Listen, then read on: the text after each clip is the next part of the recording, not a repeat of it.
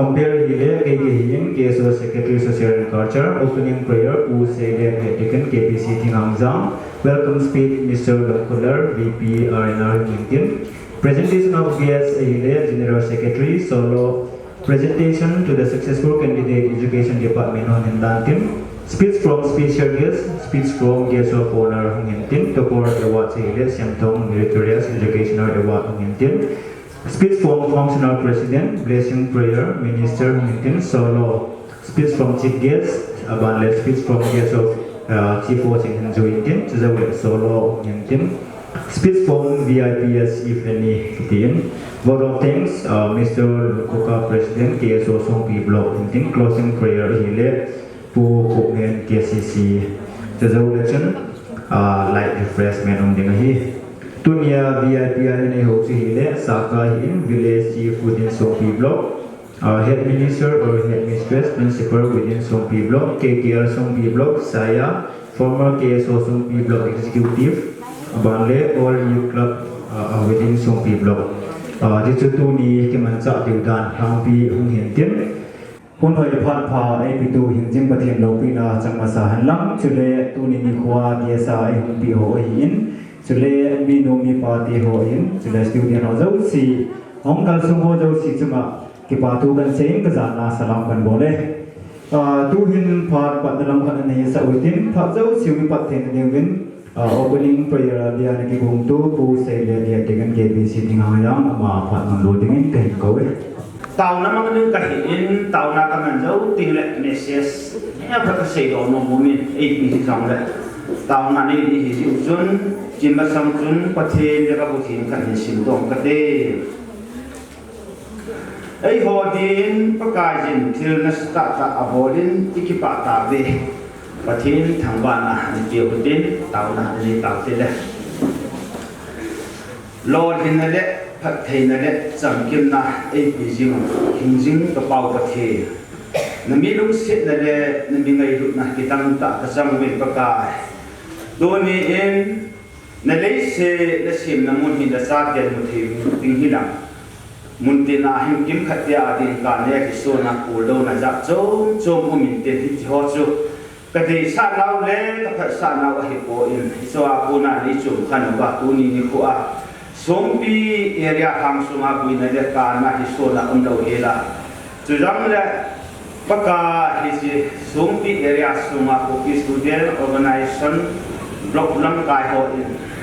Sam ni let some ni la go, Suma class there for in, there for in. Pass it na, Lock Nakin Bun there for I go to Helamuna, they should come take or win pate. Yo, Pet Navang, he go, young Papa Navang, his in the middle, his son and the top one. He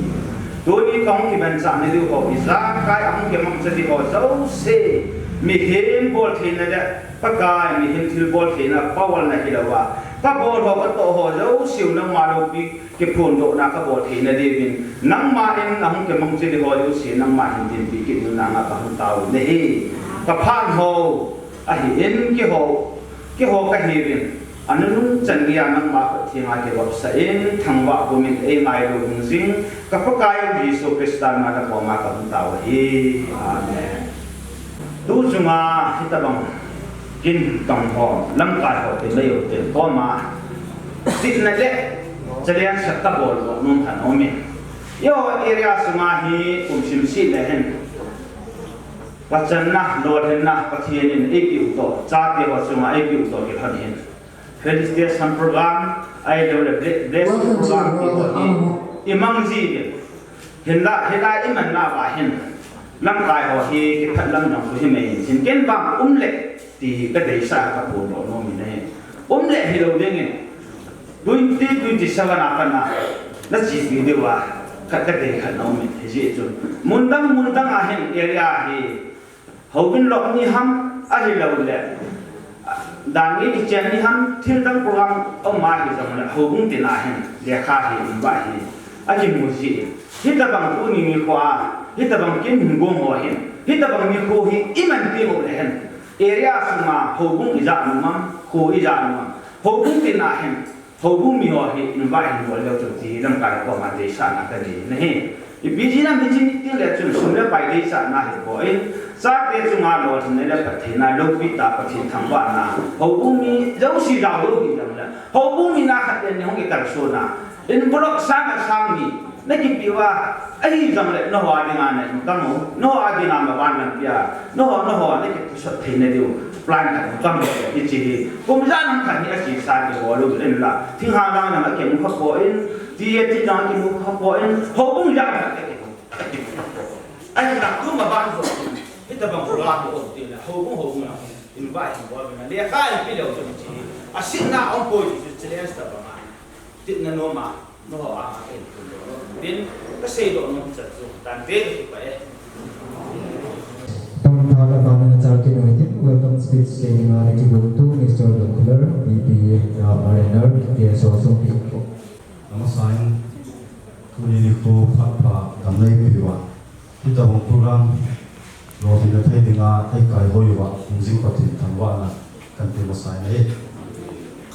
Sampai kan saying ni, kuni hin welcome speech. Lena tu sayi, aku sayi tu mole. Di batu dengan lendok lele, di tu jenis saudara keting. Nama saya punya dia sakit kau, pulang kau tehin, putang kau mahin, tengok pulang kau, anggur hi, anggur sekarang tehin tengok, putang kau tak kira pulang cuma hong, jadi dia kau,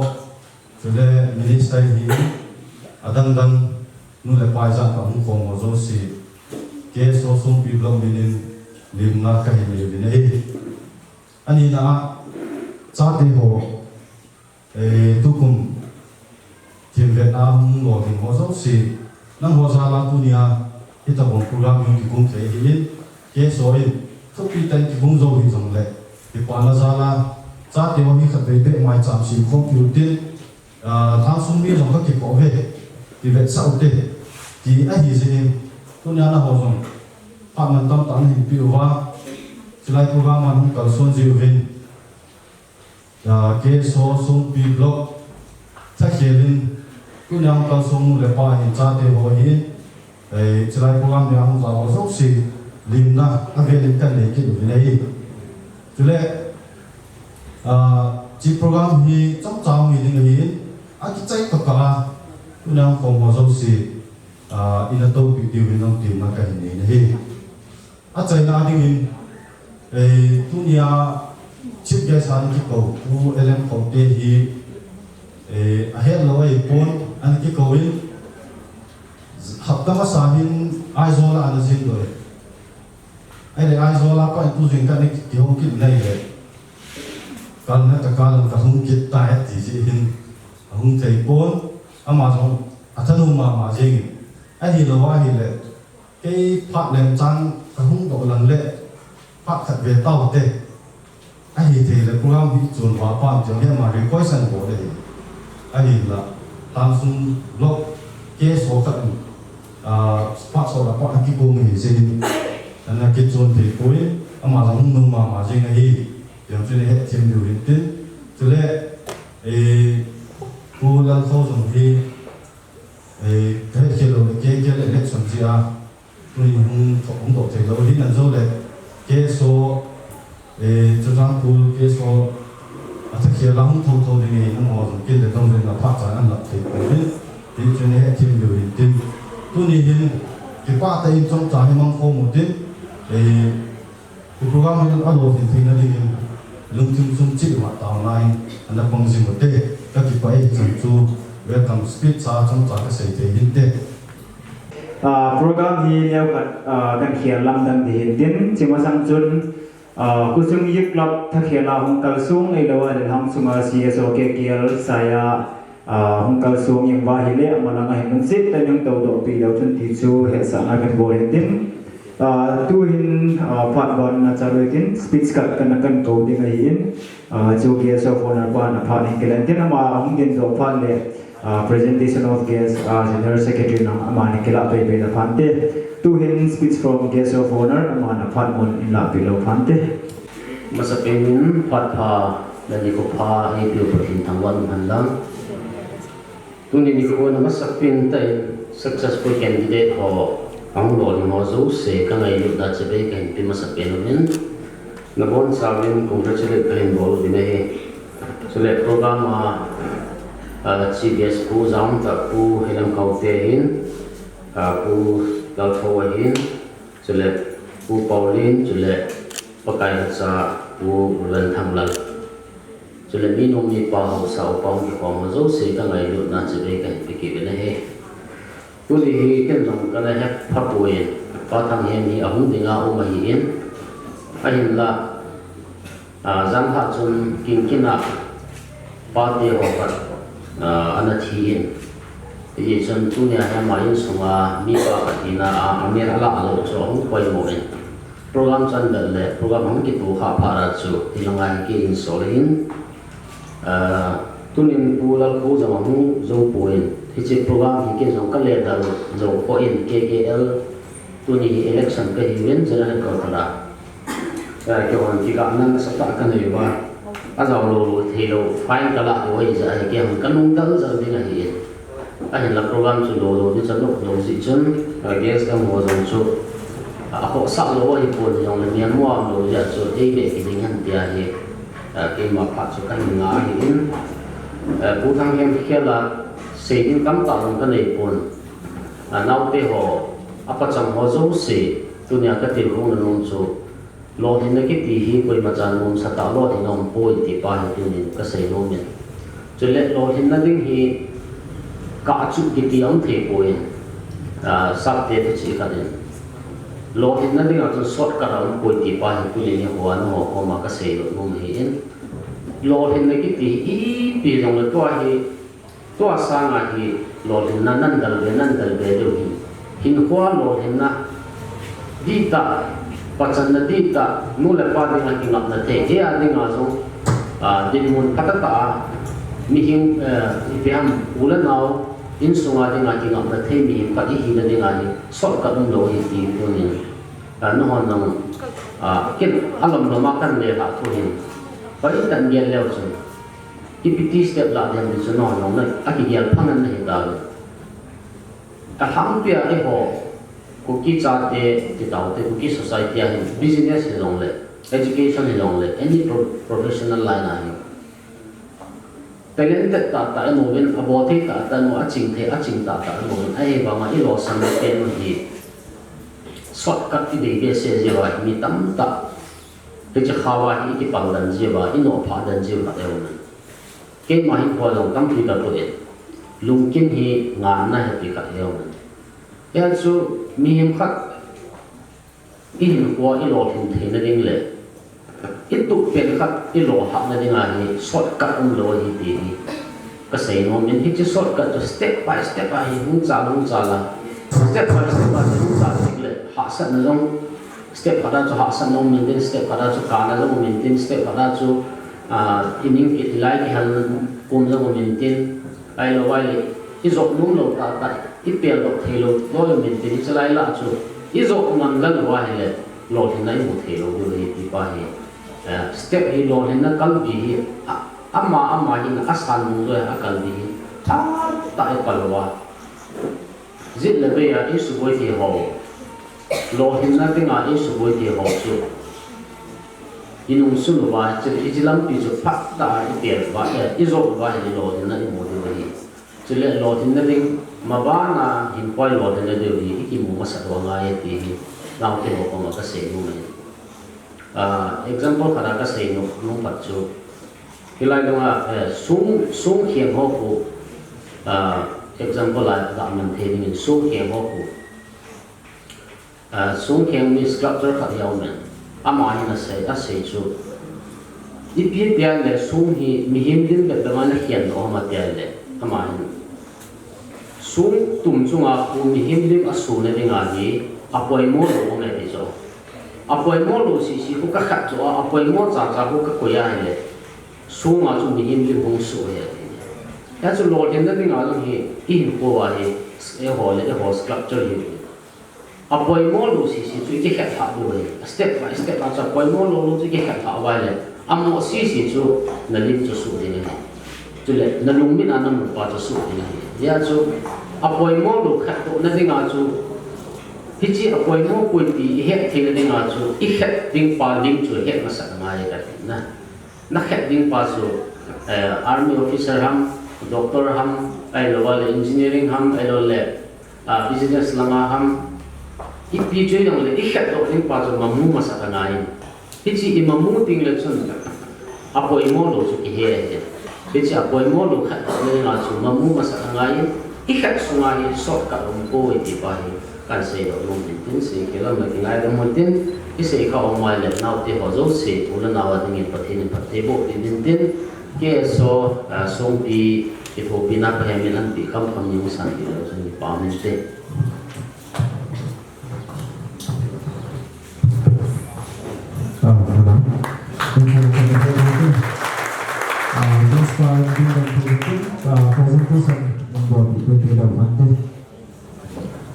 Dipahamin, ibu mengbawa ku sampai tadi songlen, ada ngai soal piu. Cô liên chung aman đã sắp đã hilai môn này chuẩn chuẩn mà cho cái quả đời của mình đấy hết chi chuẩn president pa hilangan hung là chuẩn cái quả mình thế chú muốn các cái sự bị nông vinh cô liên chung là hilangan liên lộ bị vinh lắm president toàn hình sự bị là cái quả mình thế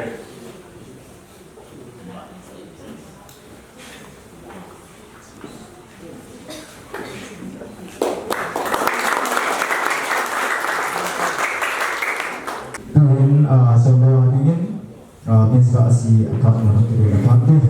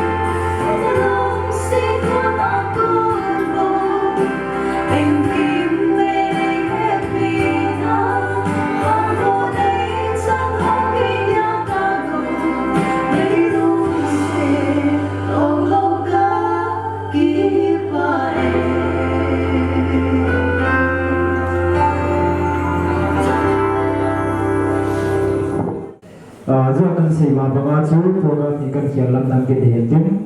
tua yi ke de yo Songpi area no te ne ke bo ko tin aman pha hin la la ya education department ke ho man sa nan no chan phate tu in ke de yo u te ho pha in la do jing department ke KSO Songpi block yang tilpi ekipin lo me jadi chun ai jadi education lun yang lo pintin aban tiga pak yang pandai tai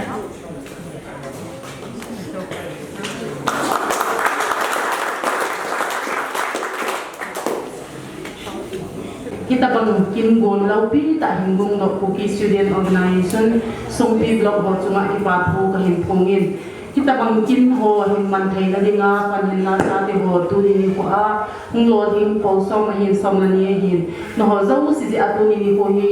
kin gon laupi tak ki gung he ti ka he in a hung lo ding ho zo si cuma ipat ho kahin pungin hi jadi ting le program ma chun bela chun VIP langa chun koi ma jan mu lo diu ya na KSO USA ki jang le tu ni in ama ho in ngai lu na nai ta ni hung di mo ben jadi ajo nu te ho in jong kita bangkin gon lo pi ta hu je wa ki pa ta amu ha ka hi ve ki to chun ka hin kon lo hin din ki pa o min cha te ho bang phau bin tu ni alo ling ho KSO te ho chuma jong hin pa cha ka sang pen ka hin pi en nam ho lo hin thai na ding hin board exam na hung tau diu kun na hin KSO Songpi block lam gai ho hin mai jam na hin sip pi zewin area KWU nu te tau khom ni la hi in tarik som la nga si la tau khom na ke ma hi in chiting le kun exam tu nu la kun mai jam na hin sip pi zew hi in na lo hin thai na ding wa hi mi hizat po som exam boarding hizat som la ni exam boarding hizat ya hi KSO lam gai na u ti ho hin na ngai dan dan hi na lo hin thai na ding wa jam hi mai jam na sip pi zew he ti le gyal do ding bin to ka hin tim ke in ka ki pa in tu ni ni ko in nu ti ho hin kin na bong in program ai lo le chi ho hi mo jong le mo thil pi zong hoi ta ta kum hi za hi ta a hoi ta ta hi boarding a kin hong ji na hin la a kin ha sam he jing in he jong le tu ni in a pa chang ho zo si tu ni ni ko a po so ma hi in som la ni a hi in nu te ho hello nu mai ho te ta te ke ta bi wo me la hi ting le nu te bo bo ki hi la wa hin Songpi area nu mai ho zo si jong tu ni ni ko pa chan na nei ho zo si ka hin ki pa pi ve ti to chun ka hin phon do hin tin hi jin ne ding a chun hoi hi jong le pen khat khat hi gi boarding ka hin gong ben hi chi hi KSO te in amon give presentation part a hin man ting mo le a hin hok tha ding mo ben nam kai mon hin la phi ding mo ben ka hin ti me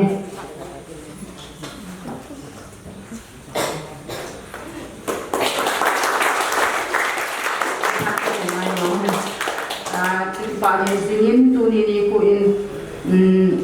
he ta bangkin lo pi ta ti ho aum tinga le Songpi area tu mai tau na nei ho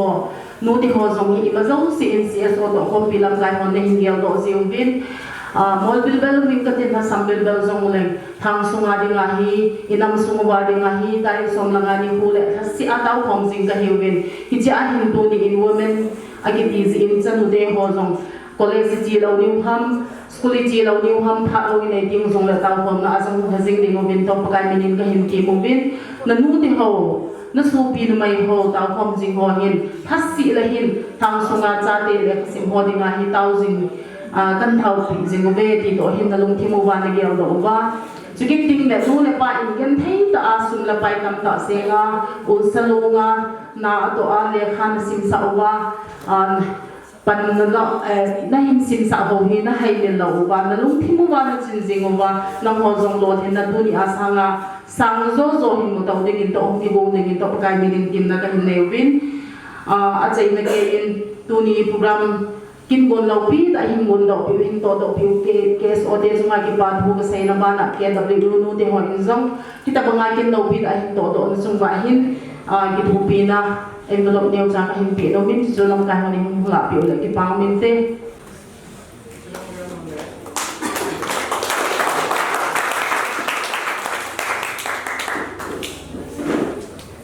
sai na ge in tu hung ding July tarik som le gate la hin Songpi area KWU to kunano ya awareness legal awareness seminar undinga hiin tuni ni ko in sa ti ho nga ho isa nang hat nang movin nu ti ho hi samta het na chin na azong samta ki hiin zi chun aku a nga ho in zong tuni ang ho zo si zong igya ko ba tarik som lagi ni le Songpi community hall in jilai na hi awareness undinga hi zi in nang ho zong hung zau chi dingin to pakai minin ka hin tim ki do ve thiên lâu đã cái in là à đến ai hết à hầu đến phát hầu trong cái măng khắp bụi thì dùng lệ cái xây thế không cái xây in nó chỉ hiện tiền xây kia xây vào bộ hình năng là phát hiện mình cái ngày là một thế cái phải to ai education department tem phat in love in tin to anu ten present in ball pe no to chun memento Ccpur ni ania bona ke ho tha ngai tai ti chu he sa ma kan ball in to education department ten apart mon ke bol department te cái bảo mình tuy nhiên kết quân họ em sau bữa thiên thằng anh các bên sẽ bên in tình lệ thì kết quân thì tuy nhiên bà chân họ số xí nó họ ra ai cũng thấy hiện sinh nó họ số chỉ trong số cái bà thôi cái sẽ em KSO Songpi là ngay tu tới đây cái historic cái hiện hành education department nó tạo ra một cái bộ gì trong đấy anh cái thuộc bị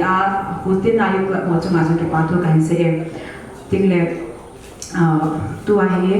hi chi award ka hin hom do ma sagin nhau khat ma ba na program nem khat hi ka hin highlight lumen literary with hi ani ki gogen ai wa ani ko hi tu te de hin ani se sin nai pon song le hi chi ani nga items ho ni nhau khat highlight ka hin boarding ni asi chu tu ya class 10 to 11 chart for ni chi nai de nga i sau thei yo hi se chu nhau khat ka hin highlight ni mai in hutina yu klak lam ka ho ahum zong in kinot chi ding ring ka hin ti me akhat na chu hile debate hiding in hi debate na hi class 10 class 11 to 12 for pang thai ding hi cha chu aputina mi kha sorry aputina mi ni chi hiding hi em abana chu example speech hiding hi cha ding a chu class 8 and 9 and 10 class 8 apasa 10 chan ding mi ni ma hiding hi em ting le athuna chu quiz hiding quiz hi le category upon to class 6 apa sahi class 12 jan amo zo chu pha lo thei ding he jadi nga chu ngi bo theo hi apana hi essay writing hin essay hi class 9 and 10 ja chu mi ni akuti na mi ni chi ding he apana hi painting competition hin painting hi class 6 apa sa 8 jan ding hi in mi ni chi pang ding he apana hi presentation experiment presentation hi chi he le akutina ti ma hi ding he tan ti ma chu adai la mi som adai la mi nga adai la mi kha hi chi e ho ki gu tu ji ya chung hi ding hi chi gu chu ma ba na literary me adai nga chu competition ding hi ja ding nga chu ki gu chu ke ding kam ka hin ti mo ve bana tu hin class 10 to class 12 ko hi amena ka hin pun ta lo ding hi cha presentation ka hin pi ting ale achang lo im kha wa jong le ke tu te na wa hi class 10 tu chunga 2026 class 10 ho chula mi song bu behavin class 12 ho chu mi song to let me get even tu ko ma ding ha atum ta la chu mi 98 even tu nya lo de zo si hi yu kha da service mu su ke le wan hang su hi no mong le tai listen ma ba ni ko dun chut pana zong ding ka hen ti mo ve chi price so in pi do video bin pass so in mang chi interest Songpi ka hin ko ve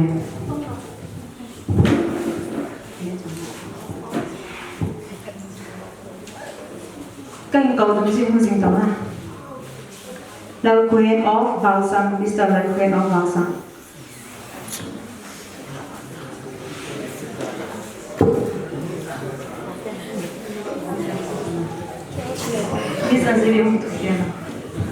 Apan alingin Mr. Kamtinda of Bolsang Uma Alat hi amazon lang lak yute Apan ahi Miss Dominic Kim of S. Mohoy Uma Alat hi makatulak yute aku kuwa om lo ma di le aku mi pi ai lo yak lap nam kaya ai lo la husunga hom pen pen nan la Apana Mr. Thang Kumang Nisan Kampang. Thang Kumang Nisan Kampang.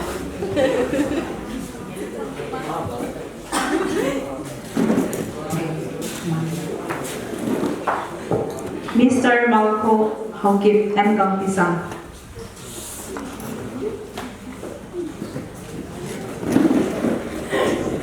Miss Limay Name of S. Mohoy.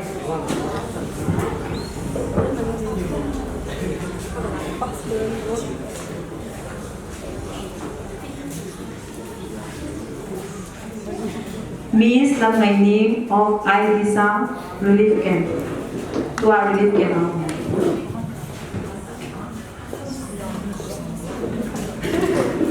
Limay Lam of Songpi. Lâm này như cũng là hầm.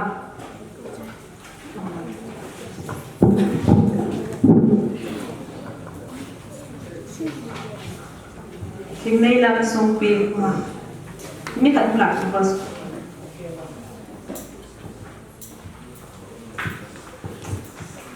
Và là cái mong muốn sẽ gấu lên học kịp of Songpi.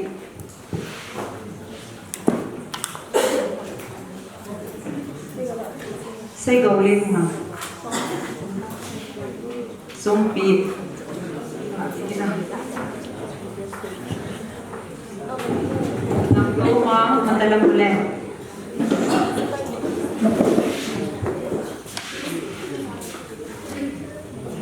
Kim Hoy Thiên madalang ulan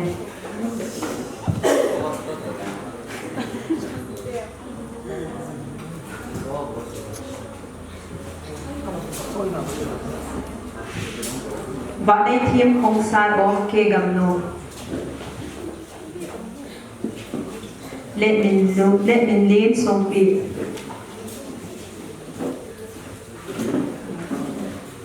Let mình lên Songpi mà Không rồi lắm lại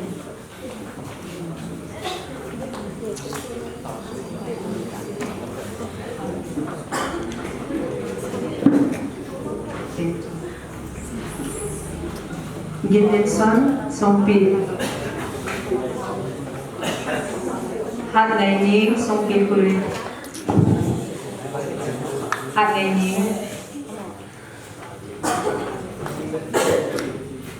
Nem nun môi Songpi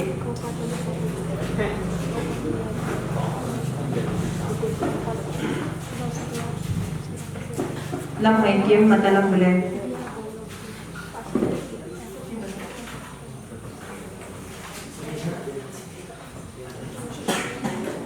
Lâm trời quay mà ta lâm lên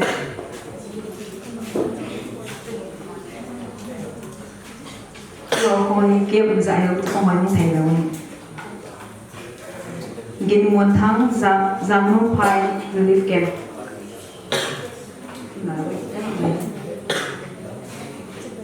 Nhưng đây em vô sáng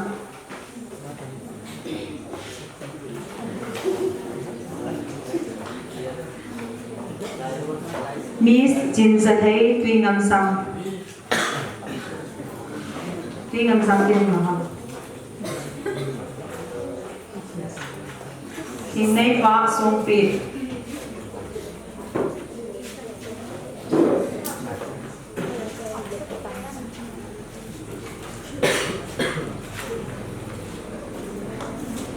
Gin muôn thắng Songpi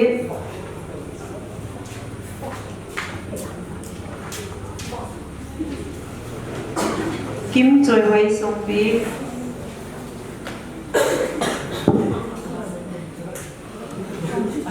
Anh hùng là anh hùng lạc Chim lao này Nisan Kampang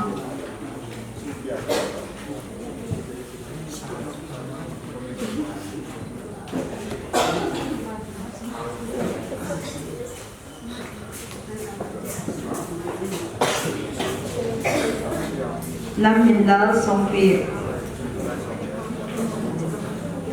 Ngam Thiên Bang Songpi Kuri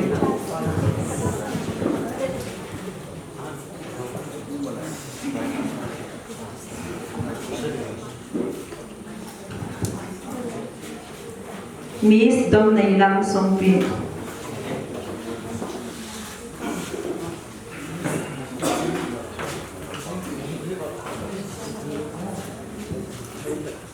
Lan Lian Son, Mission Pampang. Lan Lian Son.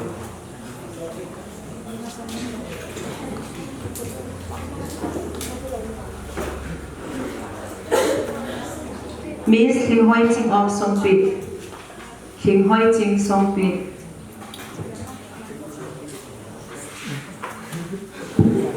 Thầy Lê Vọng Songpi.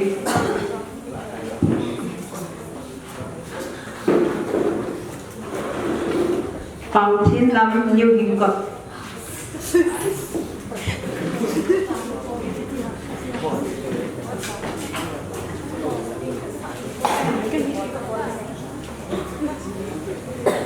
Chính Lê Phật Nhiều Hình Cật.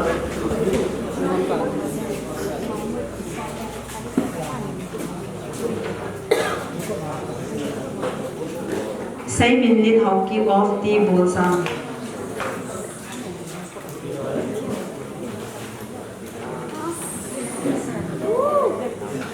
Let sima of sabot.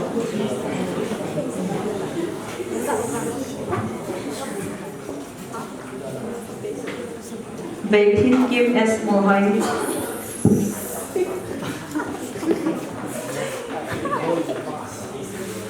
Lim Bun Mang.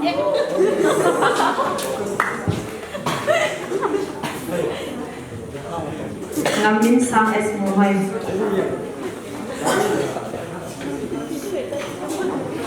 Niang Nun Hoi S Mohai. Mission Pampang.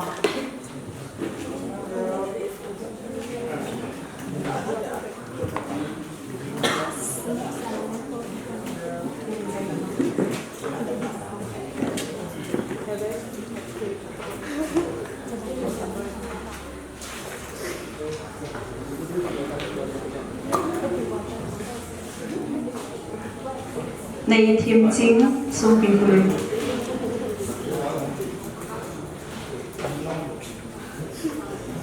Thằng Minh Đôn em gặp Pisa.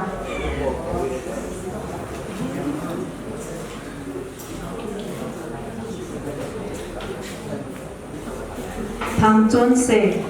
S Mohai.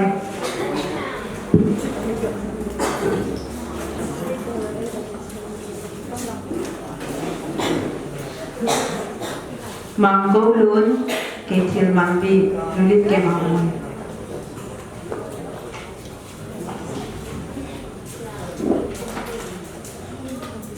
Thằng Minh Đại Lâu em được Matala Bulan. Liên Minh Sang S Mohai.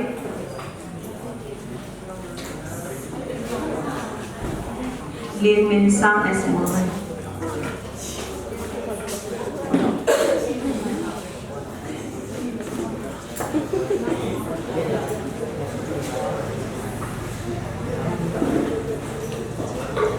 Let go ho Matalang Bulan.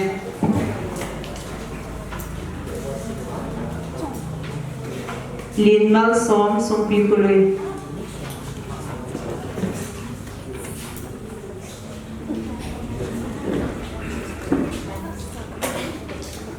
Ching Ngai Lam Songpi Puri.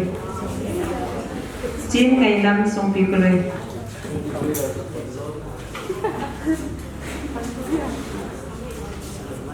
Lam Kuling S Mohai.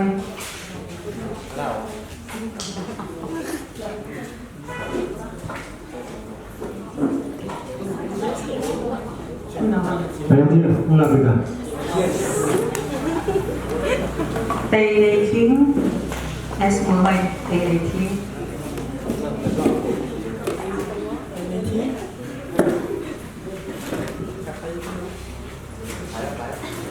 Chiến Ngày Thính S Mohai.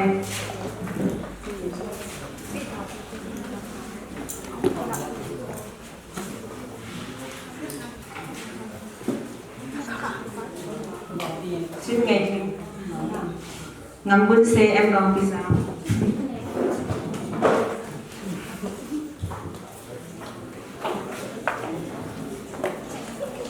Mang Min Hao Sabur.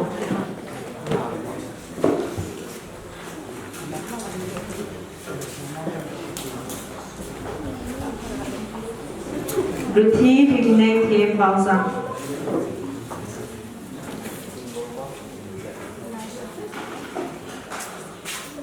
Golin Sam Balsam.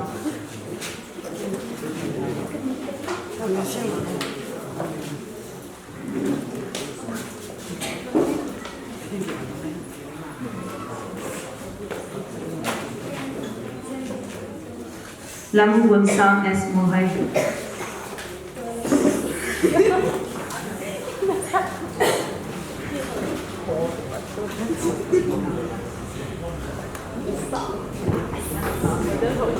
Apana cluster 5 ni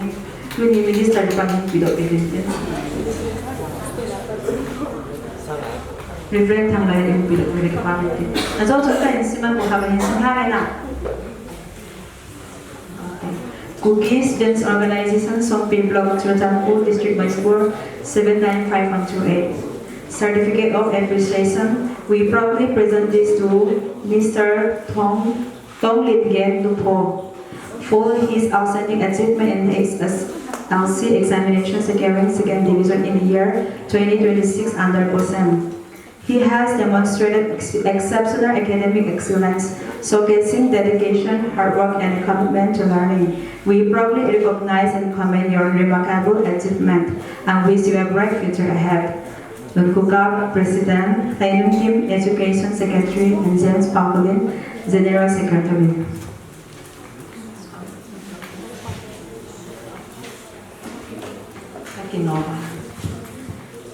Liang Samzor, Mission Compact. Cluster 5 lang.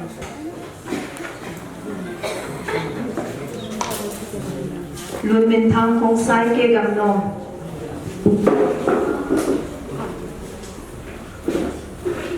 Miss Tenuting Madalang Bulan.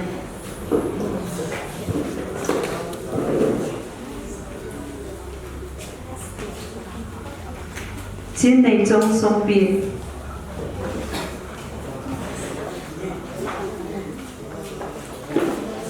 Sang Thin Mang Em Gang Pisang. Nam Ngay Ning Em Gang Pisang.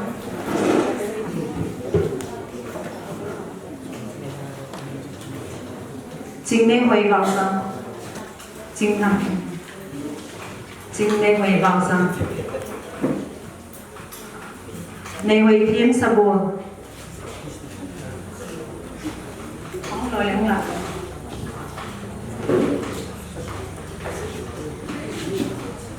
sa bùa họ tận là cái con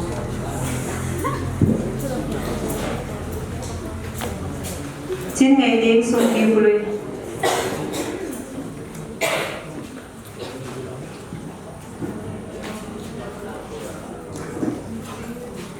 Say cầm thắng S. Mùa hoành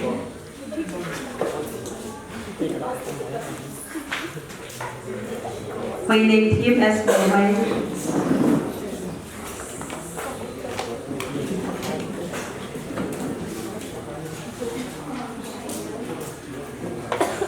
Trên ngày team T. Bồn Sang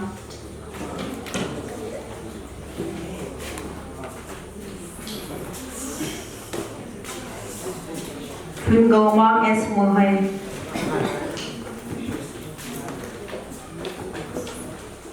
Say Gia Lai Thắng M. Gang Pisang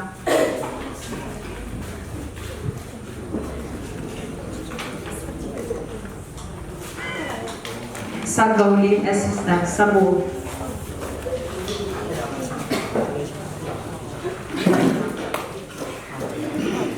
Let Thin Thắng Songpi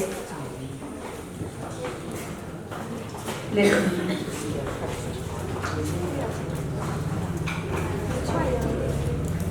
Hoài Ninh Kim Em Gang Pisang Margaret Nay Nghen Chong Ban Quận Nô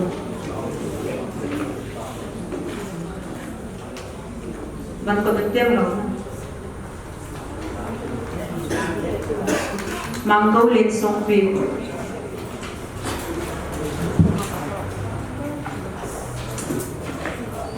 Tin Nay Choi Songpi Tin Nay Hoài Songpi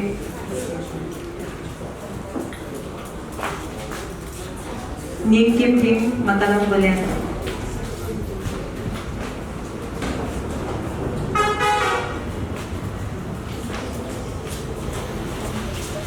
Thang Sian Nem Mission Kampang Kon Kupao M Gang Pisang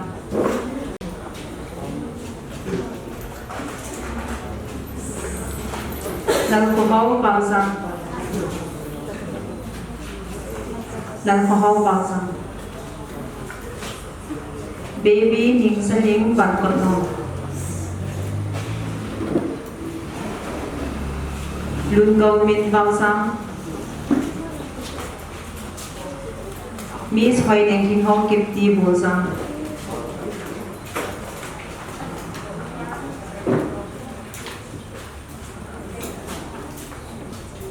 Chin Ngai Lam S Mo Hoi Chin Ngai Lam On Min Lal S Mo Hoi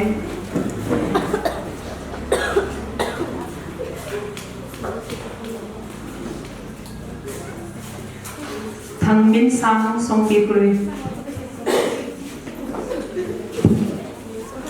Thing Ngai Kim Songpi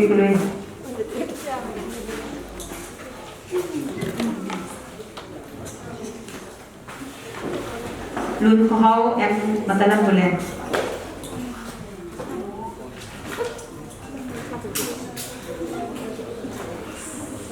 Bangai Thing Matalam Bulen Ya dia tak amai tu kan Say Lin Mang Songpi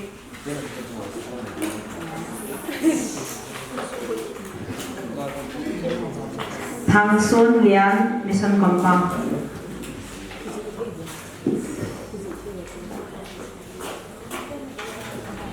Miss Jim Ngai Kim Mission Kampang Jim Ngai Kim Mission Kampang Giang Min Thang Songpi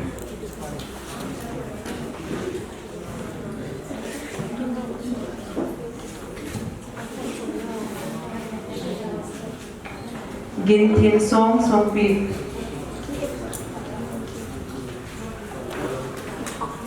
Giang Mang Songpi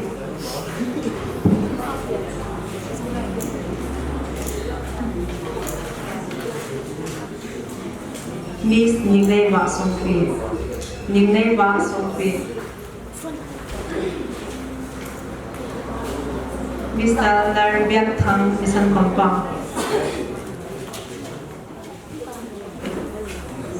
Larbiak Thang Mission Kampang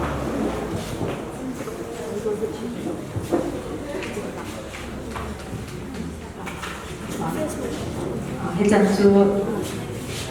Price số cao tổ làm việc tin em học tổ tiêu và các bạn tin rằng các bạn cho các em nghe thì chúng hiện tin award top price award của hi lệ sai dân số ăn một con này bị tổ tăng lên tin thì chân chú kêu phải tận thế cái bồi kêu âm này cái ngày này mình cái phải Price số cái lòng ta em học tổ tiêu KSO Songpi Block Integration Department hỗ trợ học cho bạn tu cái xây nhé mà bạn là dùng cái sang hồi rồi phải rồi hình bộ nên vĩnh điểm là cái này đôi hình thoát là bạn nên là cái này tin solo thật là có in câu tiền solo ông cái chơi đấy councilor president akhirnya group mà này cái hình này sẽ là cái này tu hình solo dengan Miss Momoy câu ấy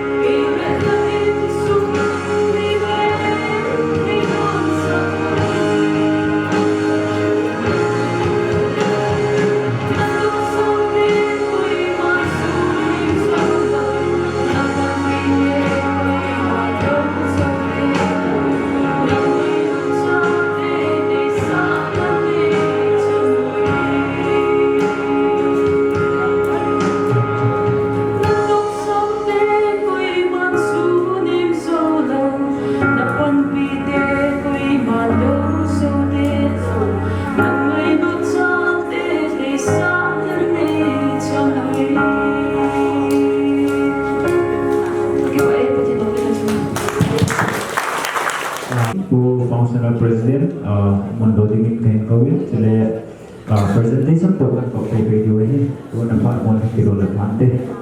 Cô lần khâu trong rồi, ama không thể hiểu rằng lệ, ama thành hành in, Ccpur district KSO, VP admin, pu design solid, itu orang cun KSO Songpi blogin, pu bapa nak kan ini lumbin, itu orang cun, yang pimpin presiden pan, import, insultir department deh.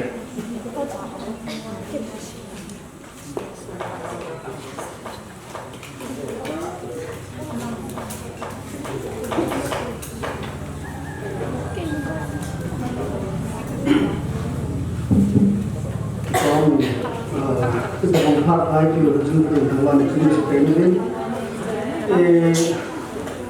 Asal introduction dalam cuman saya tahu. KSO Ccpur via to VP external putar nilai konsai humani. Dua nama ide sao functional president yang kau cakap tu. KSO headquarter election itu saya thầy lỗi tu kan hiện PP thì làm kan có thằng main in ten order Israel ni gam pam chi lo mo gam pam chi lo cho jang pul ma kai zo mo ai na cho jang pul mi te imam pan khan chu BA chan graduate chani any stream or any discipline ai mà kama ki chai he dai ki pa cho he tunia 97 successful candidates or awardees nam sung in ne ri ke thanga om ma jengin pa ka daya chapang ya cha chan ki hewa ram tunin award sami nam the ka wen class 10 11 12 nan cha ke ka wen ka tunia ka asai nong pen chu education is a lifelong process in higher education is cheaper if so that you go some when dunia parents cha now te cha te ho what sang hung ho kin che kan pyo so silu se tanung ki pa mu de aban le pe cha awardee ho a family um na ho so mu do ho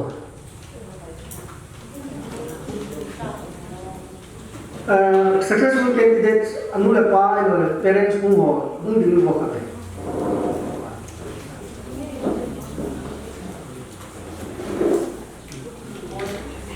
habe ko ba be ho to apa ko ko parents wa de ai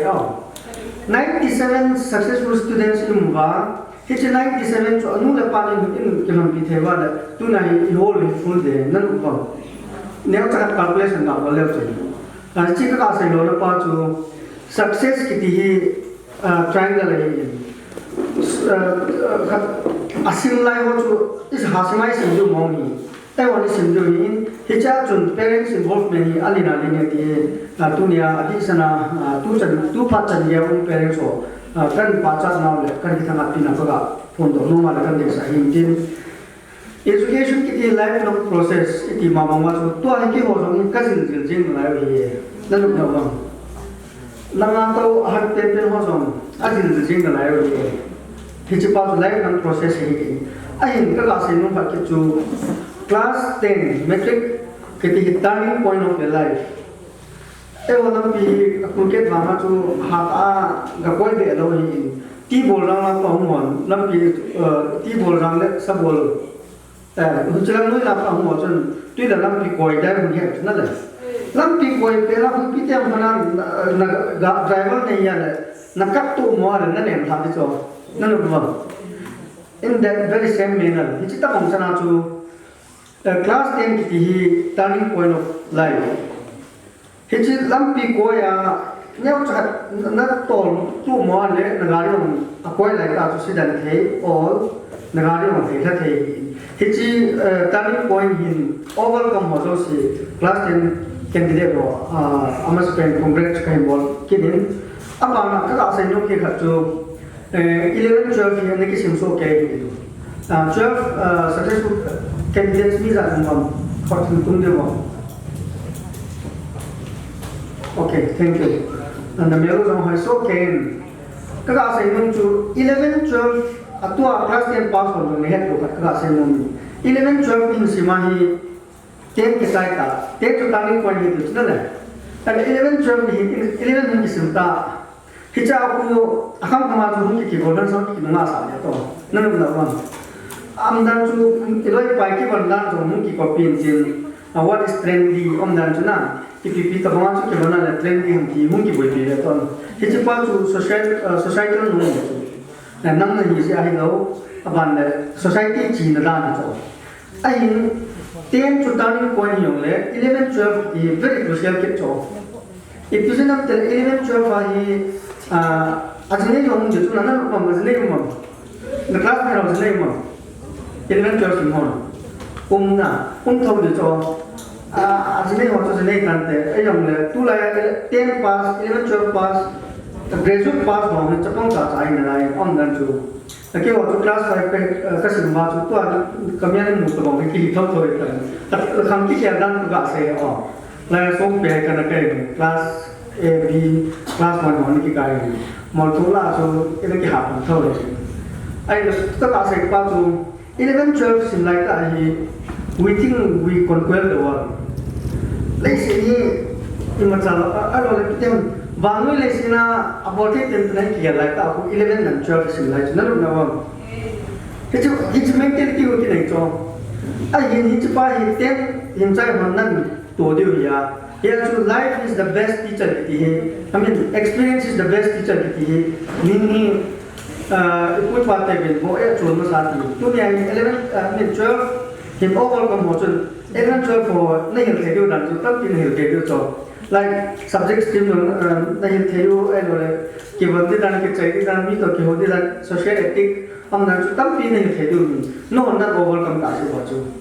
And 11 12 is like Vanu le sina ai zong about the lawyer ki ki like that am nan chu BA ana pasta ai ma service ne lo tai mi ilu ko pen zong so nan no BA pasta ki ta service ne lo ko ki ai ma chun na stream na choose pau chu ki ta bang ki choose lo ham chu ke po tu ne hi Songpi thama zong hi in so na in ga si lo chun political science history graduate master chahiye ai gasim thei chu nathim ba so why don't you choose some other stream nan one 12 ta chai ka wala chun min BA simeta BA ga sim khal na lo nathim ba hospitality and chidu han online chu gol hong chu apo samja chu hospitality aviation na chidu nunga so 11 12 chai hong ne melo point if you try to enjoy ibe thaiwan ti pa ka sa no ni option pa chu na to general a chi chi nga Songpi sungai ki be na ni le ke a pa na hi pol science graduate political science graduate nan chang hi alom chang ai ni ta cho history graduate history master chang hi alom chang ai ni ta cho what have they done what have we done lo cho net him ba general line a chi chi ring sa hi why don't we go for that to be found of something I know very basic in that say level Hauja dynastic level Jerusalem dynastic level Hichia asuna ek operate no ku Saktiman kolda na kolba team ni sabom hello asim tu netimba so medical line kya rule not necessarily doctor MBBS gahi kal kana mai koi it's very time for technical line choose Taiwan. Chuta le Cookie society all say Lanka population as a whole NIT na BTech technology la NIT lo BTech Manipura NIT un job maybe online na ne phone na choi su kem na lo na choi nai lo na amna jo 10 pass apna phone choi te ke ti mental ti na nei be ta oh chipa tu ai phone chu kinai he chu like in sungha na phone in lila ngam chu na wan he chi phone ka ko chu na nei ka ba course he lo le ba dan kana KSO lum kam ti kyum na ni ki do chu boy ka lo khi hồ lệ các sinh này cho inu lệ pa độ gì lo iu te độ gì lo khi ta không conditional cho hung kỳ cái này hung kỳ cái product này anh là toàn nói privilege everything privilege thì modern amenities privilege tâm phi này ta cho he chỉ quan to make good use of it nét thêm vào thì chỉ là bỏ cái điều ngay chứ không thể nói là tôi này cái cái sai thúc cái tên chú why don't we have an option rather than choosing all the mainstream general line là chỉ riêng sang cho option đang được thể tam thì qua cái là sai nông cái chỉ chú tôi này tham thảo hơn hết cái điều mình là xem này thì don't just go for degree mình là xem này thì chú chẳng có cái chắc cái chú chẳng có cái sao này cái mình vào là mình là lo sắp tới là tao like humanities là economics ông đang chú I know that next क्या बोलने लगे कि वाले go for next honors no more मसाला graduate तो सी political science history graduate खत्म बेसे तब please choose some other subject की तो नहीं थी बात अल होशियार ने क्या तो सी ये choose उसे वो चीज़ वो मसला है जो डॉक्टर इमिग्रेशन जो नहीं मैं नहीं हो वो ना सिमा फाम इधर ना तो कुछ नहीं हो जो डॉक्टर लाइन की टीमों में मैं नहीं देता कि कोई तो ना हिच पार्ट है जो कंपटीशन में सांगा ऐनी होनी सिविल सर्विस इन जीवा IPS इन जीवा IAS कंपनी में जो कि वहाँ जो I'm not going to don't claim to बोलूँ लोग जो I'm not discouraging anyone who has that big vision IS MCS katuk te ti na nei no mobile wang chun please ka speak chai no na za ko ti ni en tu nya ka sai pa e o grassroots level ka sai on na thim ba e ma chu ana vele chun tu ai MCS level IS hinu NU society ke vele chun they all start from some interior village tawa akara nuksa sai lin ho ko ma IS IPS jindom di lo kuchu thil ha ko na un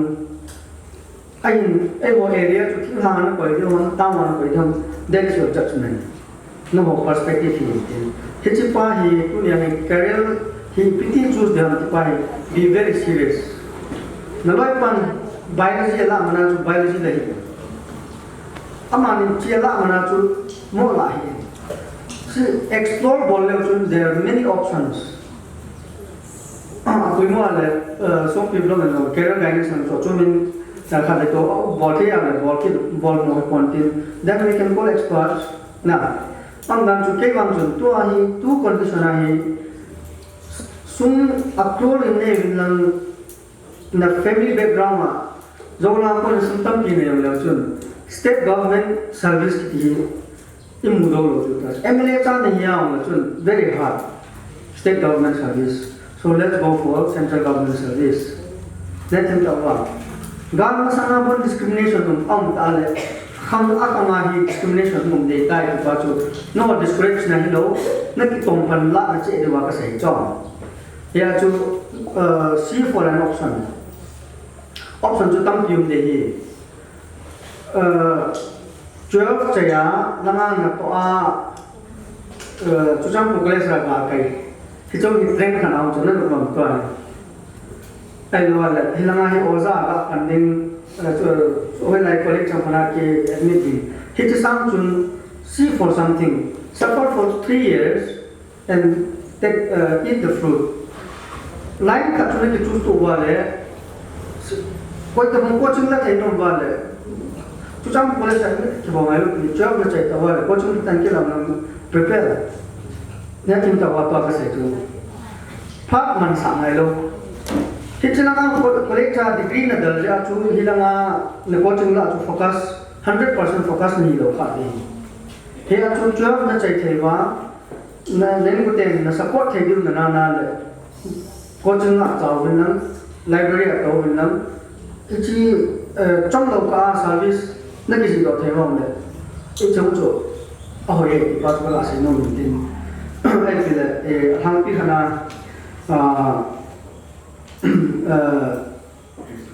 ห้อยอะไรครับมันแก้ส่วนบล็อกที่ไหน among to 200 plus awardees and among to 80 plus awardee ne sima ke to 80 plus awardee ne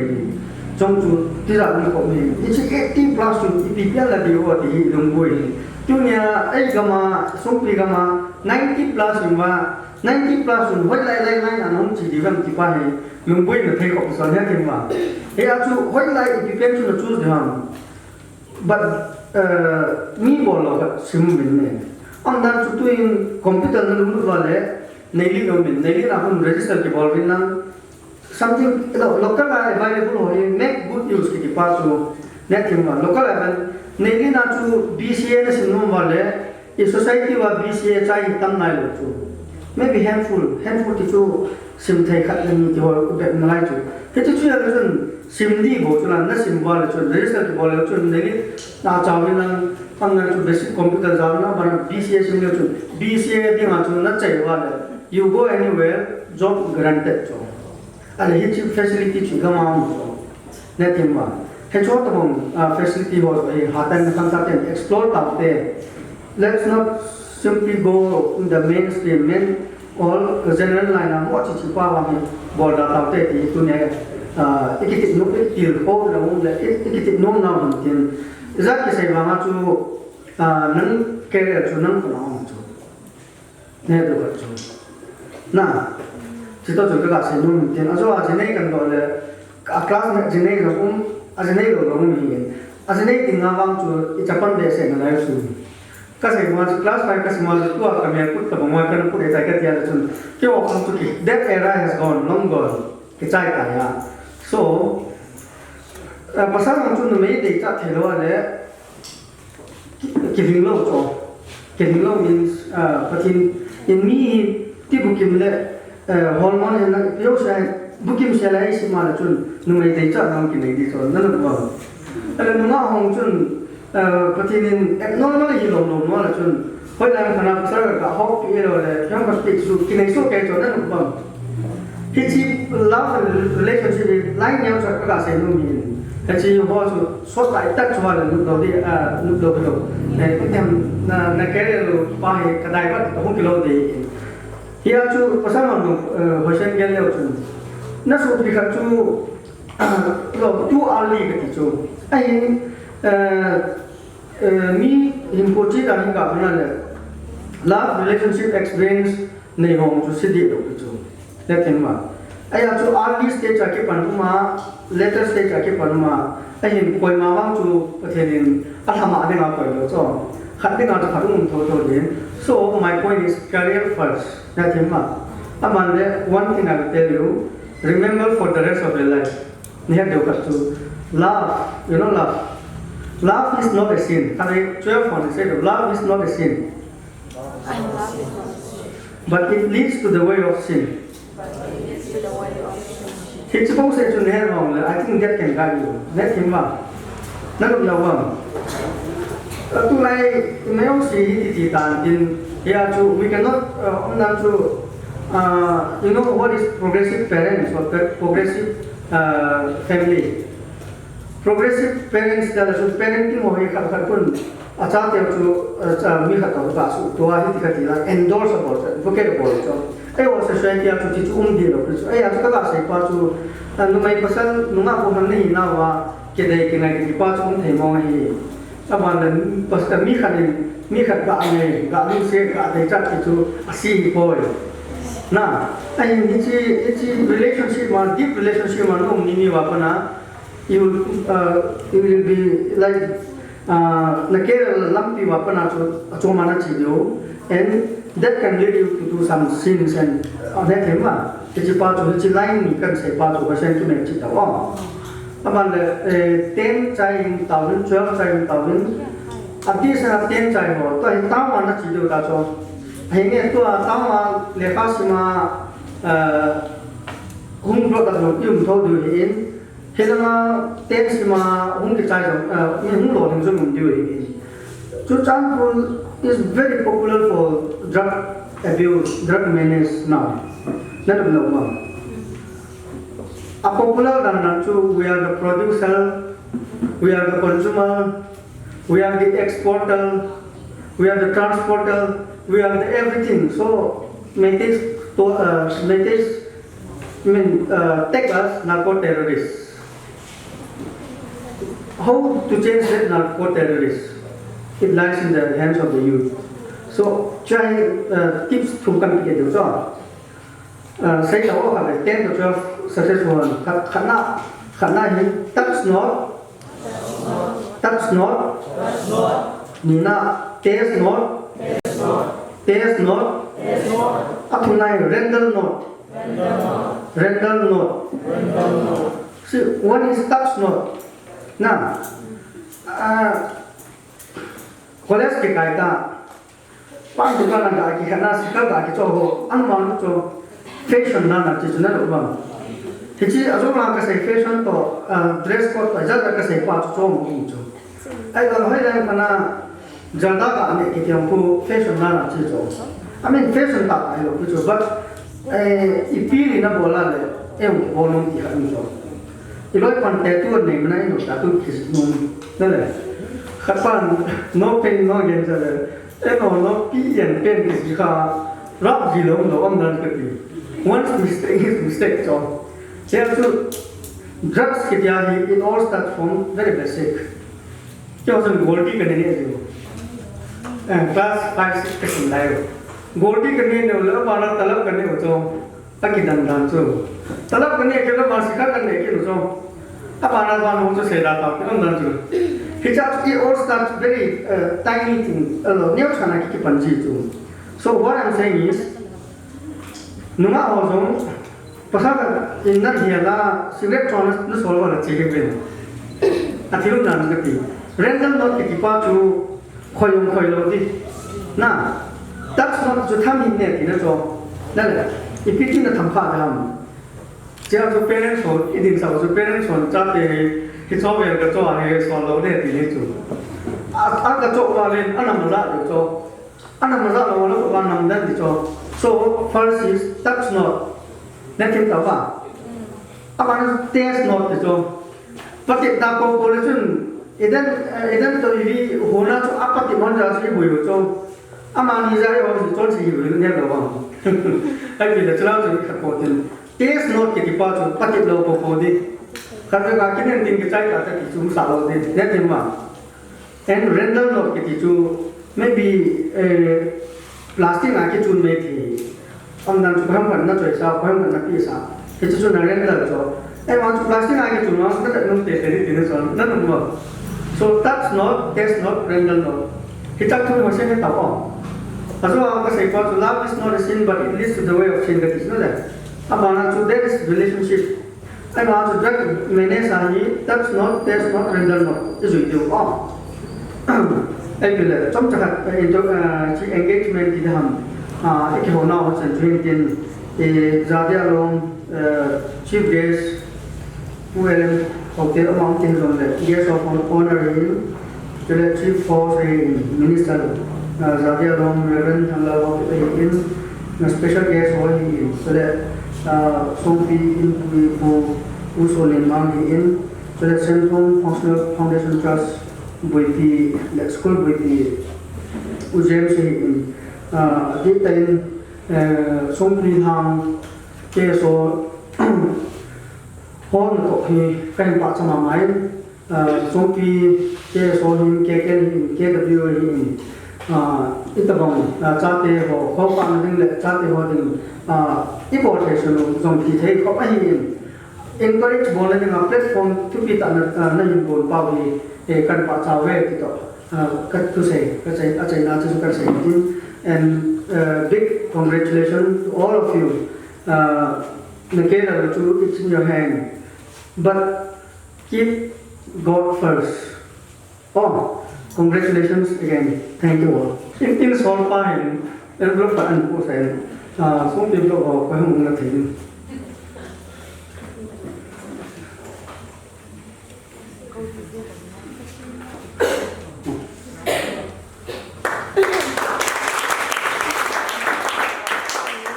Cô Xuân Minh Bang chỉ có Songpi mà hoạt động lộ tiếng kênh câu in sẽ là presentation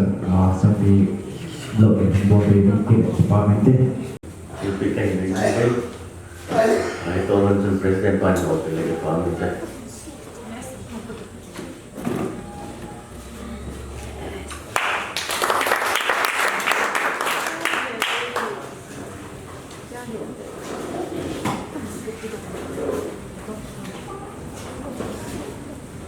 Amasa penin hitabang pa ipiwa pa patin hatong ama kahing pangkain siong le hitabang le ong ahungum do na kay dinga ing bunga pang KSO te chunga kakipana le tayin kain pungin nahi ipizia ham nahi hichi platform hungum do na dinga KSO te ho in struggle bol hi kam namui kapasa le zingin siong le mabana zong Icisang na hoi zo le pazwa ahin bodo chekin na din mehi zapi ho le tang sumi pi ho kinep na hi ti ong chukan puro hintin ama sa penin tuni chief guest ku elam khaute honorable MLA 50 Ccpur hin chong le guest of honor ai panpiu ku thamkohem AEDRDA hin Chief Hosai Konfiu, Pu Pauline, Ahin, Functional President Pu Lalkwau,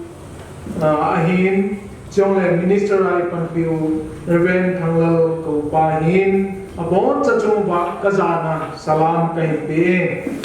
Chong Le, Tuni Nikwa, Programa Humin Chung Hazo Se, Patinin Patibu Ba, Helaya, Ihunkiman Sana Chumuba, Naute Ho, hung lo din na chungahin kakipana kain pundo kinin chong le mabana zong pathinin nang struggle na hinate ho chung hai milovin pathinin pathin nan bo tho di vehi ti chu kan sei do no mehi class 10 pam pas na hin nagle na pa na hin angami tribe ho pon khat hi kana changin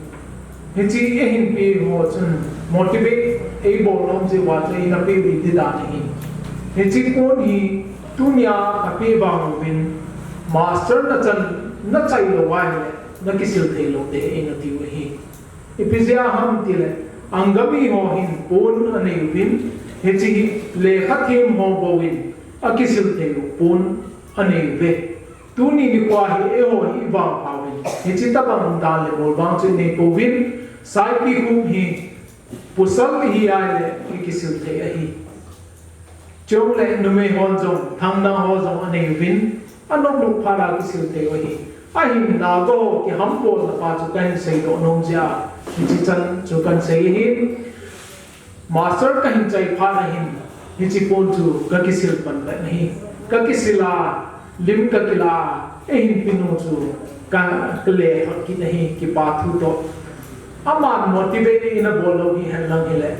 hichi chan gya master chan gi long chu ka chai lo mai te hi ahin ke long tup chu PhD doctorate khat ban chu chai ding ka na go na hi ahin ka zo poi in sum problem le in kwa boina neo cha cha hong ta jin in sum support bol te lo hi ta jin hiti achun service and ki boli hichi ka service bol na chun ka experience khat jong chu student hon struggle hi na pau hi mun poi ko khat omi ate you subject choose ki bol the na dinga hin percentage hi angai pen tai ti bang hi kan mu do en hi subject offer a bolu PhD scholar hon jong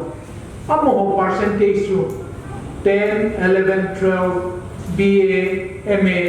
hichi a percentage hung kal dan chu descending a hung ai le chun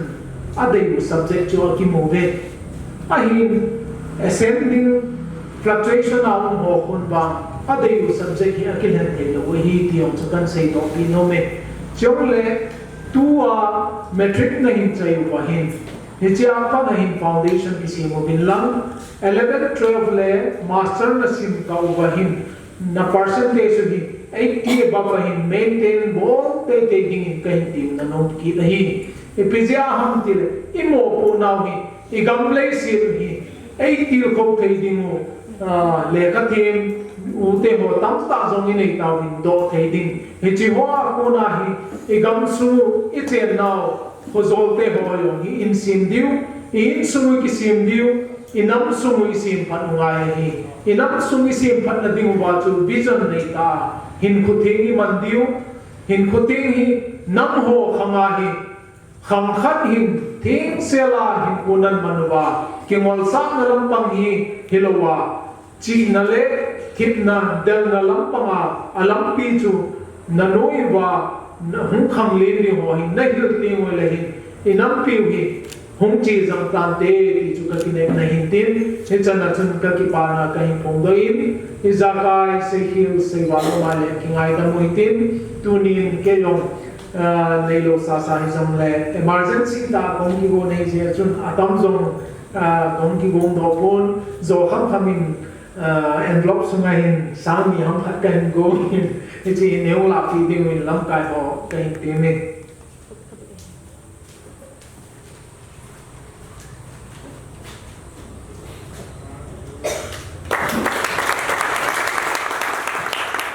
Apuni mo pen blessing prayer ang kibat na lain cha chita chun tapor se wa among na lain to ai ta pan na la dewi ki chu ya sa na kan body han lang to ai solo kan ko ting solo ki chei zo le tapor se wa hom ding in siam thong meritorious educational ya wa hom ding among ho good sa na nang ya pan tin tu solo wa ding in miss mo mo kan go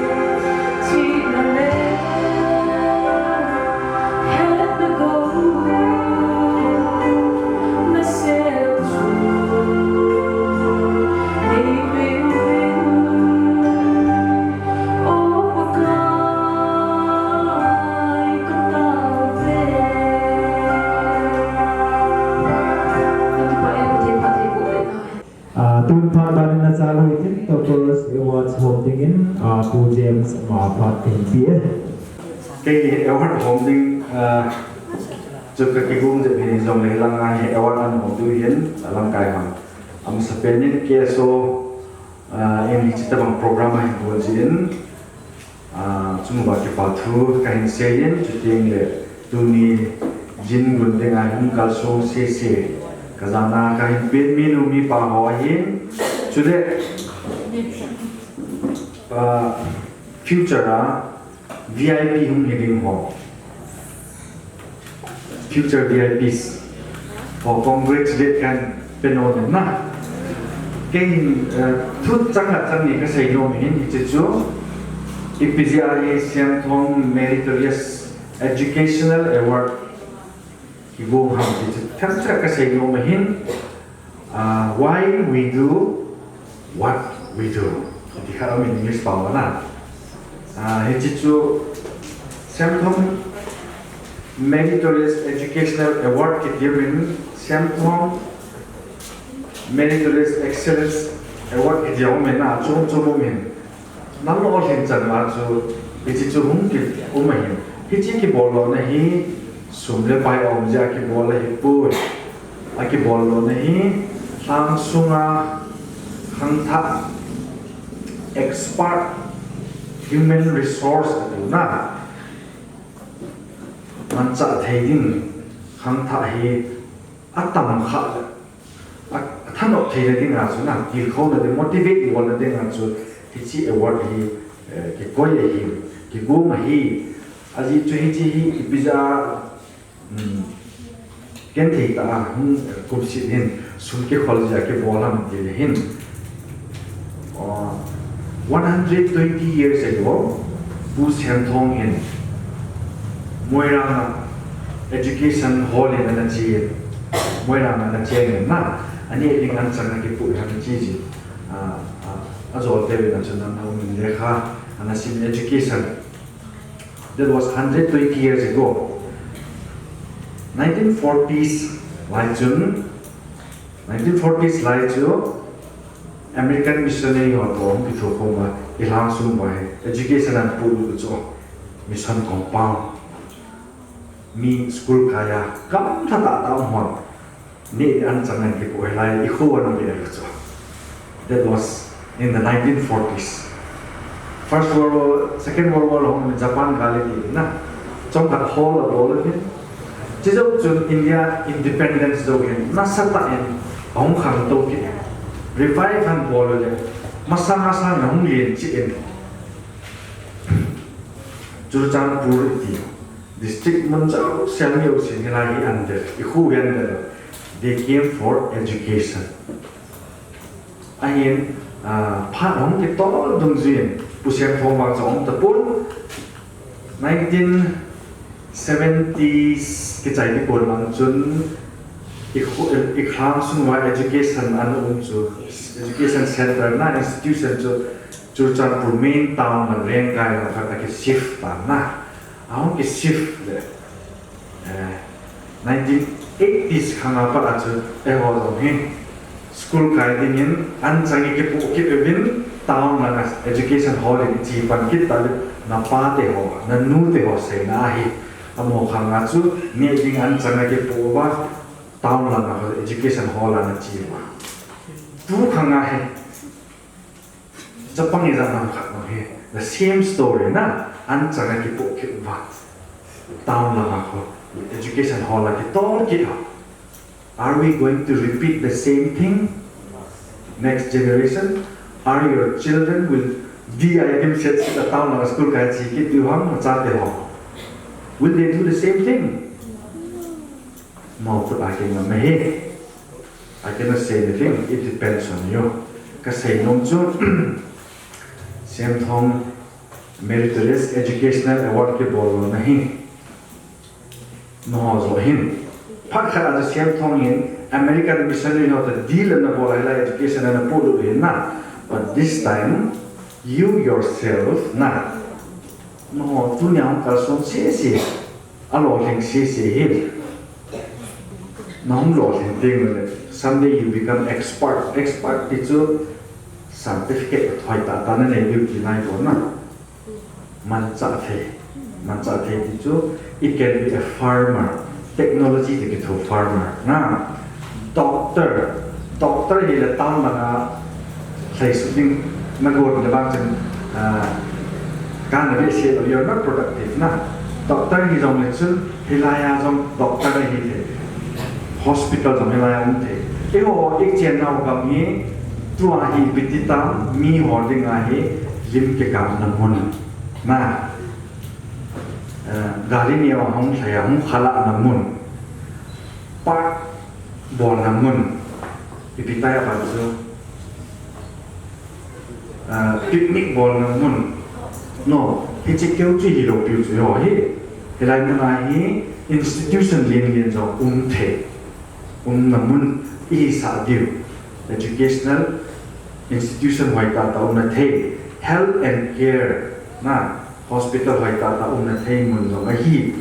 sa diu chiting le sports la nga do institution lin ta ta na the mun I sa diu institution dim set na dim set to like AI technology zil na mun zo I sa the na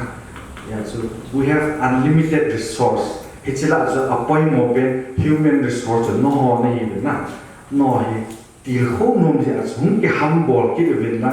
just like 100 years ago tha same ki the motivate na ning as same thong meritorious educational award ki ki zo hen lang ki zo is a board day thing ka so hung ki go ma hi bo we ti cho kain say no ma hin award hi KSO ho kut zo aking ang siyam ho so award hi pil kat ita kan se ka pha i chan so kan te ka ge ba cái con bên nào không đổi tiền sản phẩm không tính ra lại anh tiền tu ni ni qua Songpi blok sunga to perawat he nim kum chen rat chung ben ki bolin tu kumai he class 10 na top 1 2 3 class 12 fa top 1 2 3 time ki hangai ta he to thona chu percentage hong ke ve class 10 topper cho hi le game thin song sono solimang Songpi 75% JNB Tuino amai in amao le la ngau hen om thei lu le apai an kha ngi ta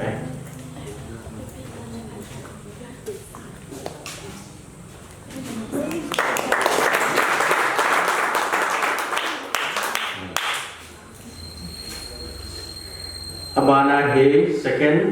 Niomin akan najun lam gun sang sono lam ko as mulhoi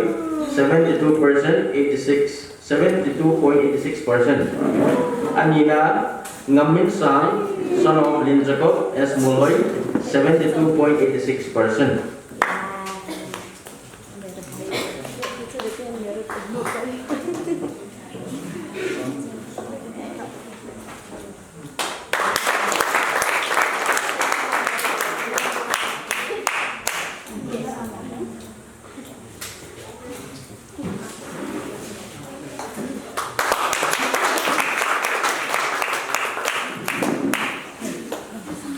Thùng này le dom nei lam daughter of Singhuat Songpi 71.85%.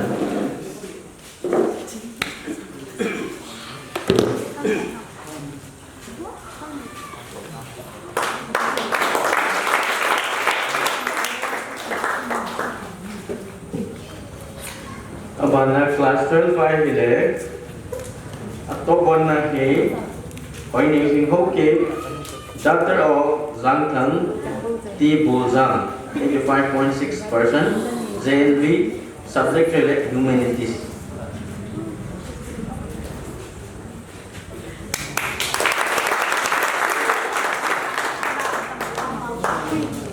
Top 2 na Singmei team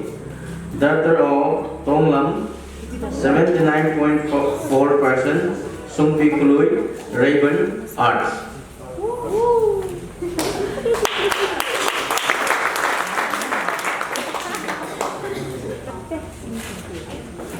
Top 3 na he Jingnei Hoi daughter of Let Khuzam 79%, Bauzang,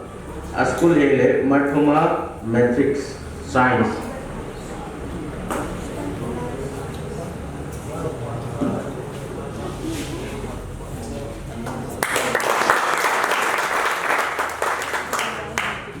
Kecuali Sarpang Live. Student open Thailand countryด้วย President Pao Maintain KSO Songpi block in award don't like involve same home Meritorious Educational Award for he muốn các sự nhu minh thì nên cái sản phẩm như mình như vậy.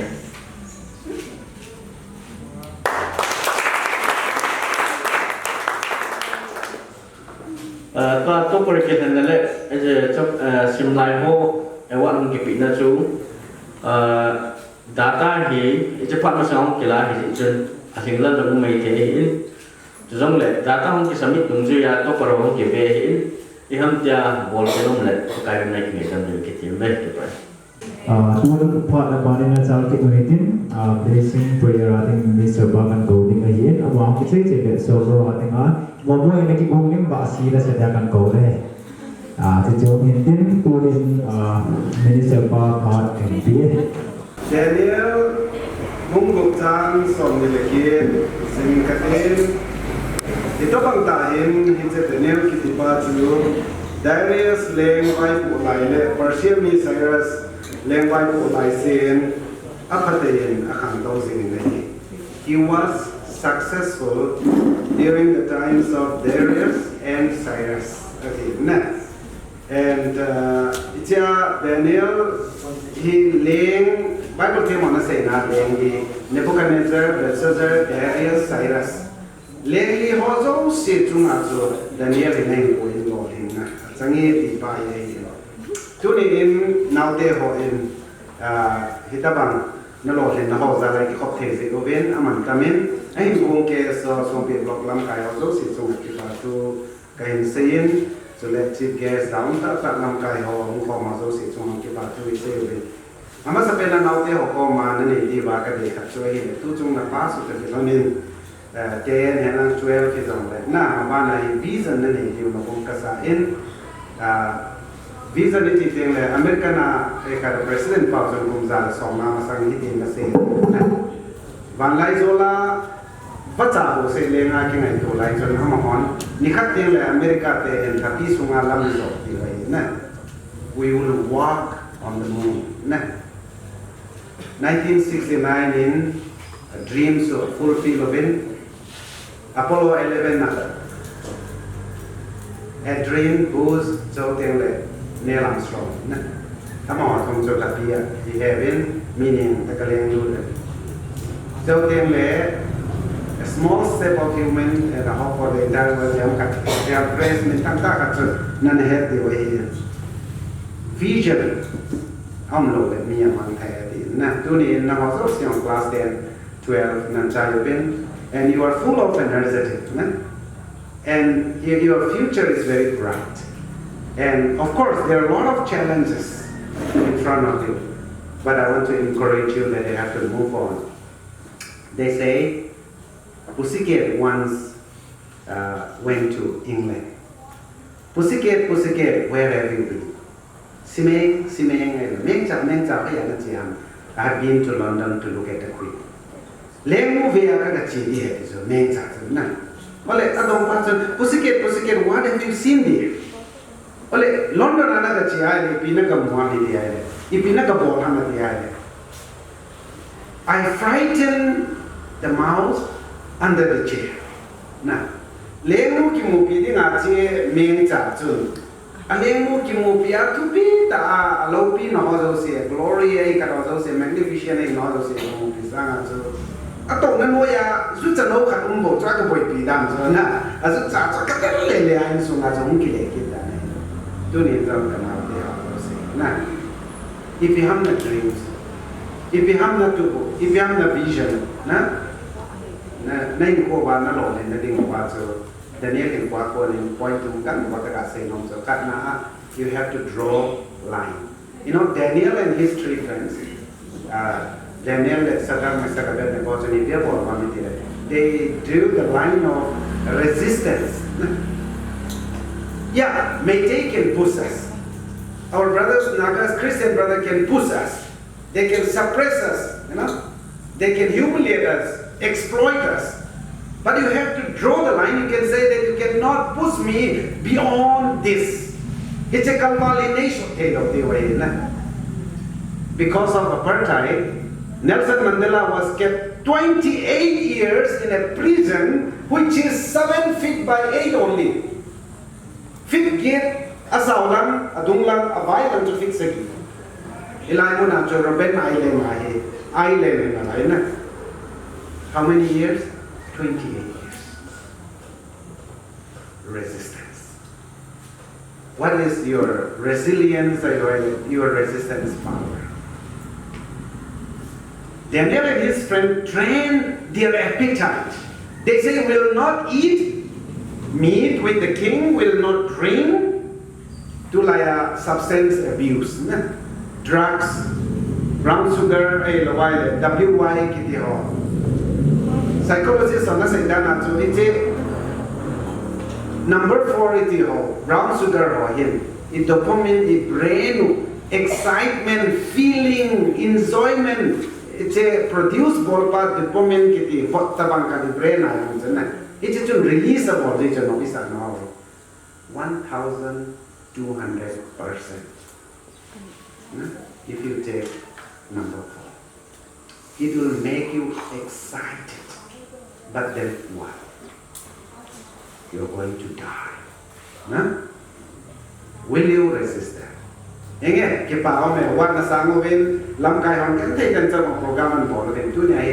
want you to make a resolution.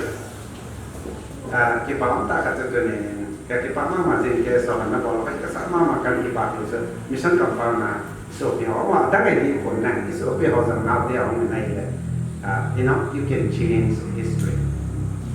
Education, Christian, neighbor, so it started here. Now, it has started again.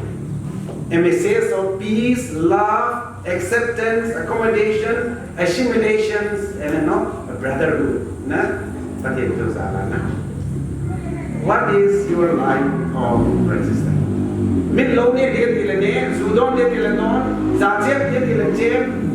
It's also line So today, make it a resolution in your life. Dunia pada it's a line ka line kon ipi say na ipi I will not. I have gone through a tough times in my life.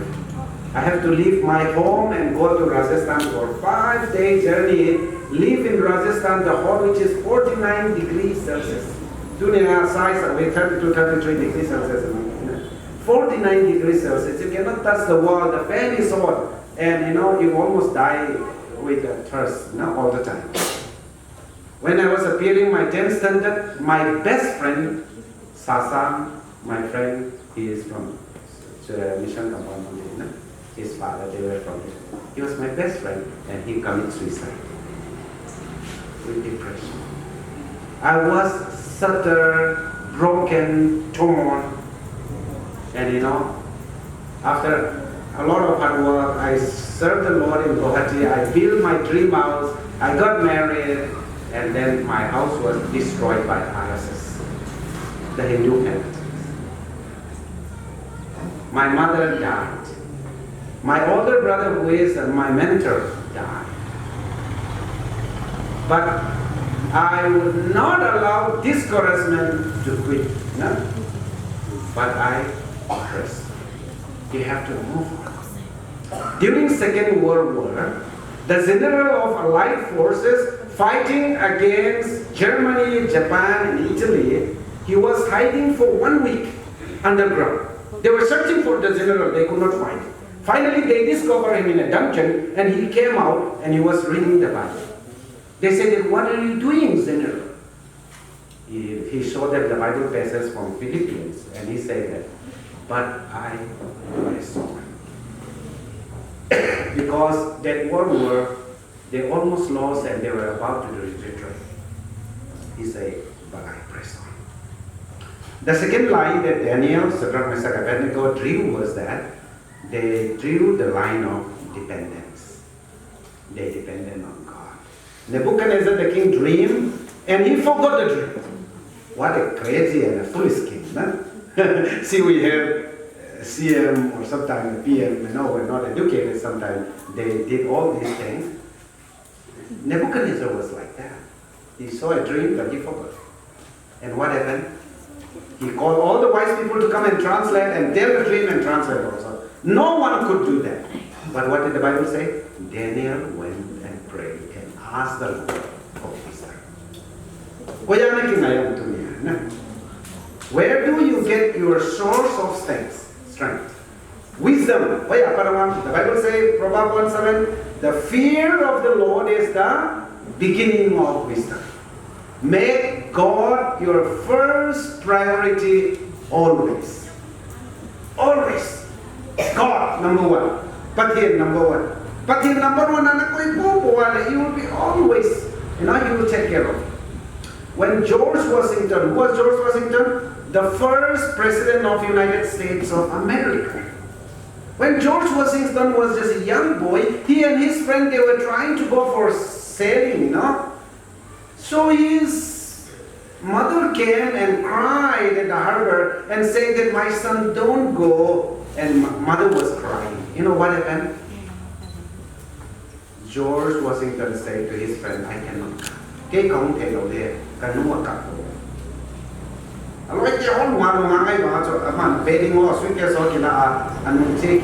know what the mother did? She hugged George Washington and he said, my son, you honor your parents, you honor God, and God is going to honor you one day. Honor your father and mother, respect your father and mother. They may not be educated as much as you. Maybe they have supported you with hard work, You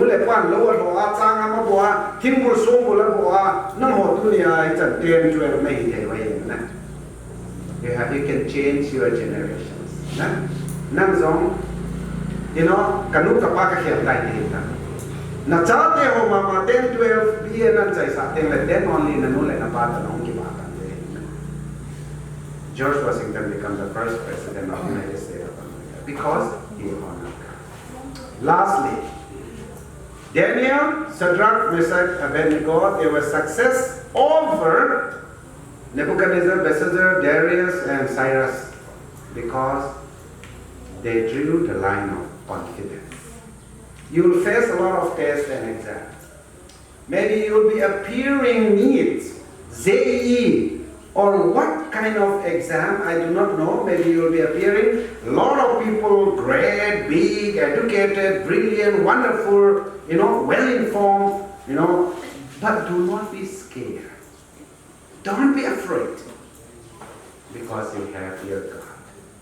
You know what the Shadrach, Meshach, and Abednego say to the king of Nebuchadnezzar? King of Nebuchadnezzar said that you bow down before my idol, you worship this. You know what did they say?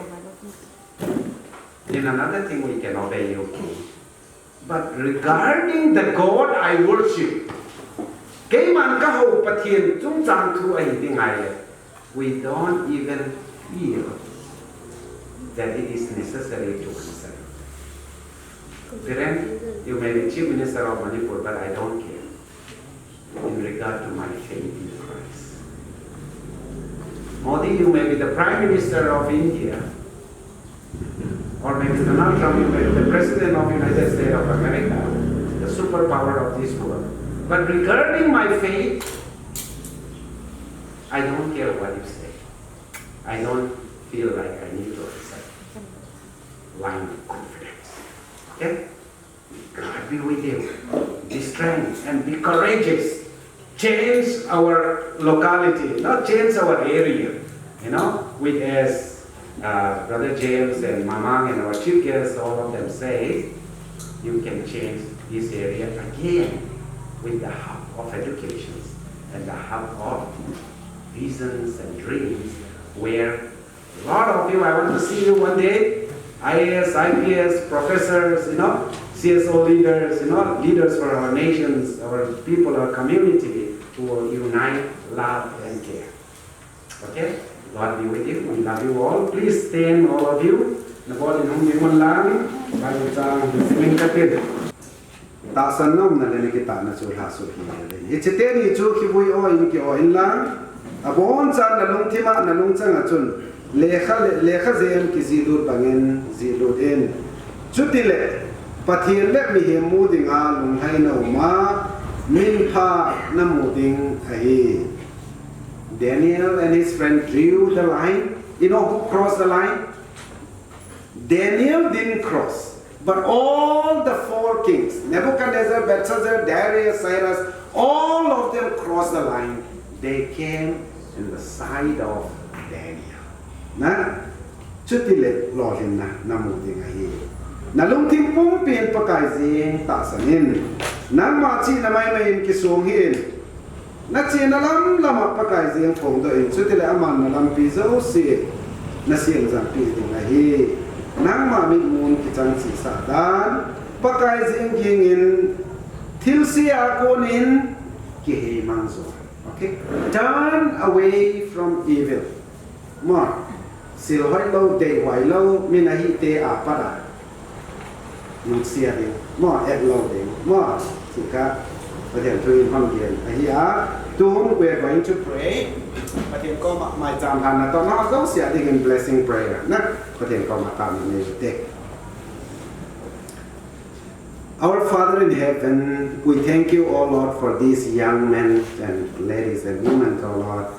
We thank you so much for their achievement in life.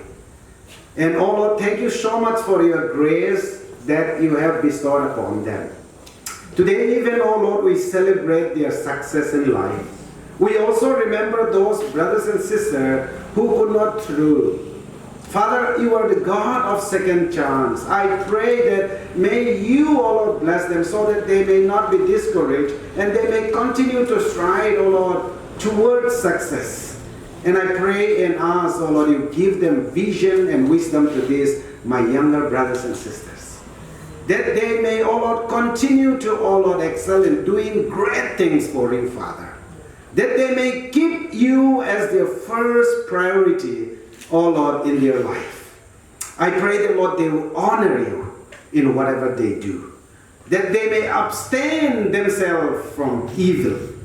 They may abstain themselves from substance, which is, oh Lord, being abused today in our, oh Lord, town. I pray and ask that, Lord, you give them a vision that they will change our village,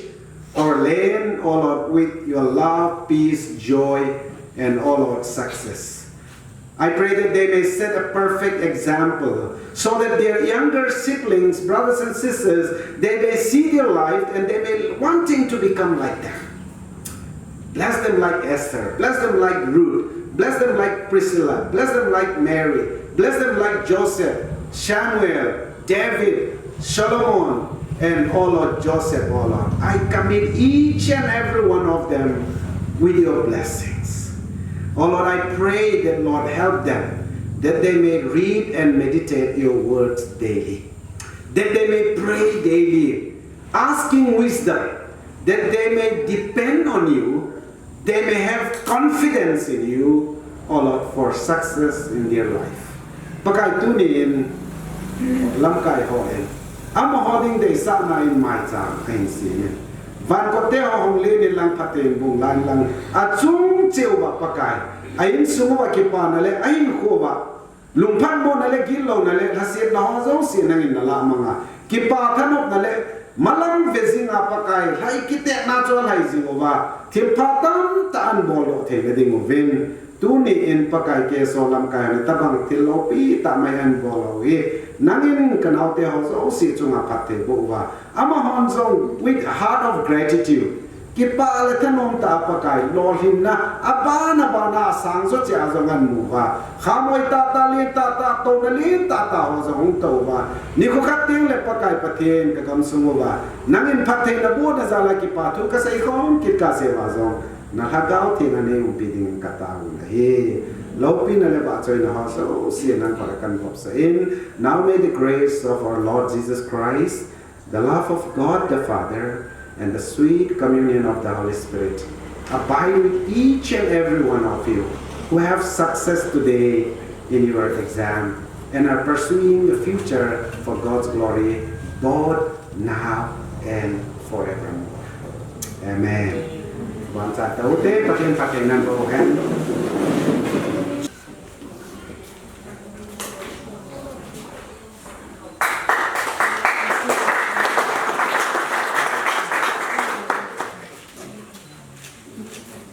Tuwing solo dingin Miss Ahsi Pak Mahmud Kedua Fatih.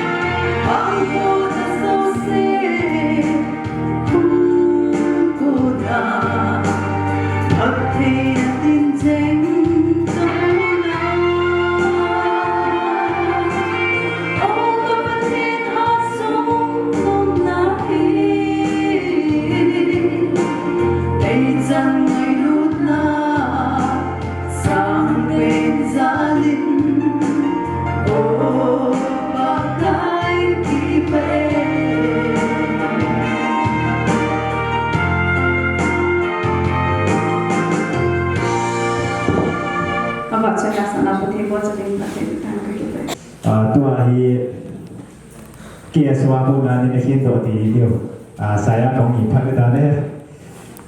saya Presiden Bayi itu dikin boleh tak akan amazing ini lah when orang letak the point sisi cun kei inansi untuk orang bezi cun tu ni KSO Songpi blog ini program ini lain nama zaman tak tinggal dongkezingin ayin lah emergency akin amazing orang letak point tu lang kalau mau niat jadi orang tahu nama mungkin sila เวลาโปรแกรมที่สำเร็จ saya kimin pha na hin saya hin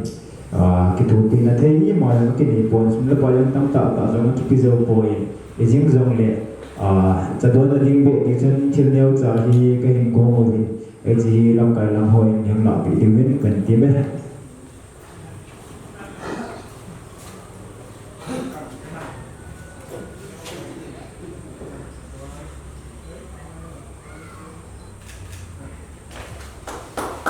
Jadi saya dengan guru itu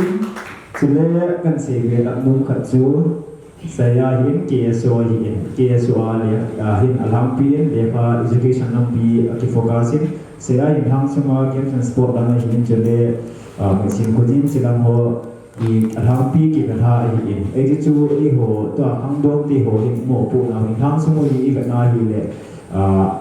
masang tu tahu deh ke ho chung na ho hi lekha he lo ti ha me lo lekha na sim lo ti ho hi to ai e ho KSO in la student ho ki khiam la impo du ko te de he ti zo gat se lo mu min tin to hin pha lo che na lang ding hi ta thro ni go lo thing se ding minister ko ka ho president KSO Songpi lo ma pha mon do ding kan ko mas penin program te achai na lang idun te ta si uwen bula ka na to ma ta zau si inumi pa hi hang ko form ho hi in VIP lang hi in guest ho hi in minister hi in bon chung wa ki pa thu ken se mas hi ten tu ni ko hi class 10 ho hin he na lu di wa hi in 12 adinga hung kila ho si expansion ki bol masanga wang chu ti bol jang hin heng kot lang hi in chule mong jang lang hi chun expansion masang chun na lo me thi di wei program dang to hung ki bang lo da na ni mu tiu ka ta selai ka chu niam chakat kan se no mi tu chung program hi hap ta ka ninga ham ka lam kai wa hen ka hin hai pi wa ki bo ngai ji a hi na te khong wa ram ki bo do jo lu ding hi in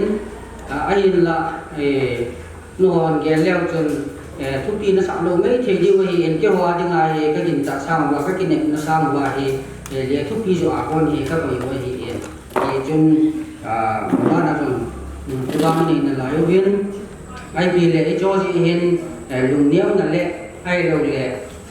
yang ti dia sin a nei lo wa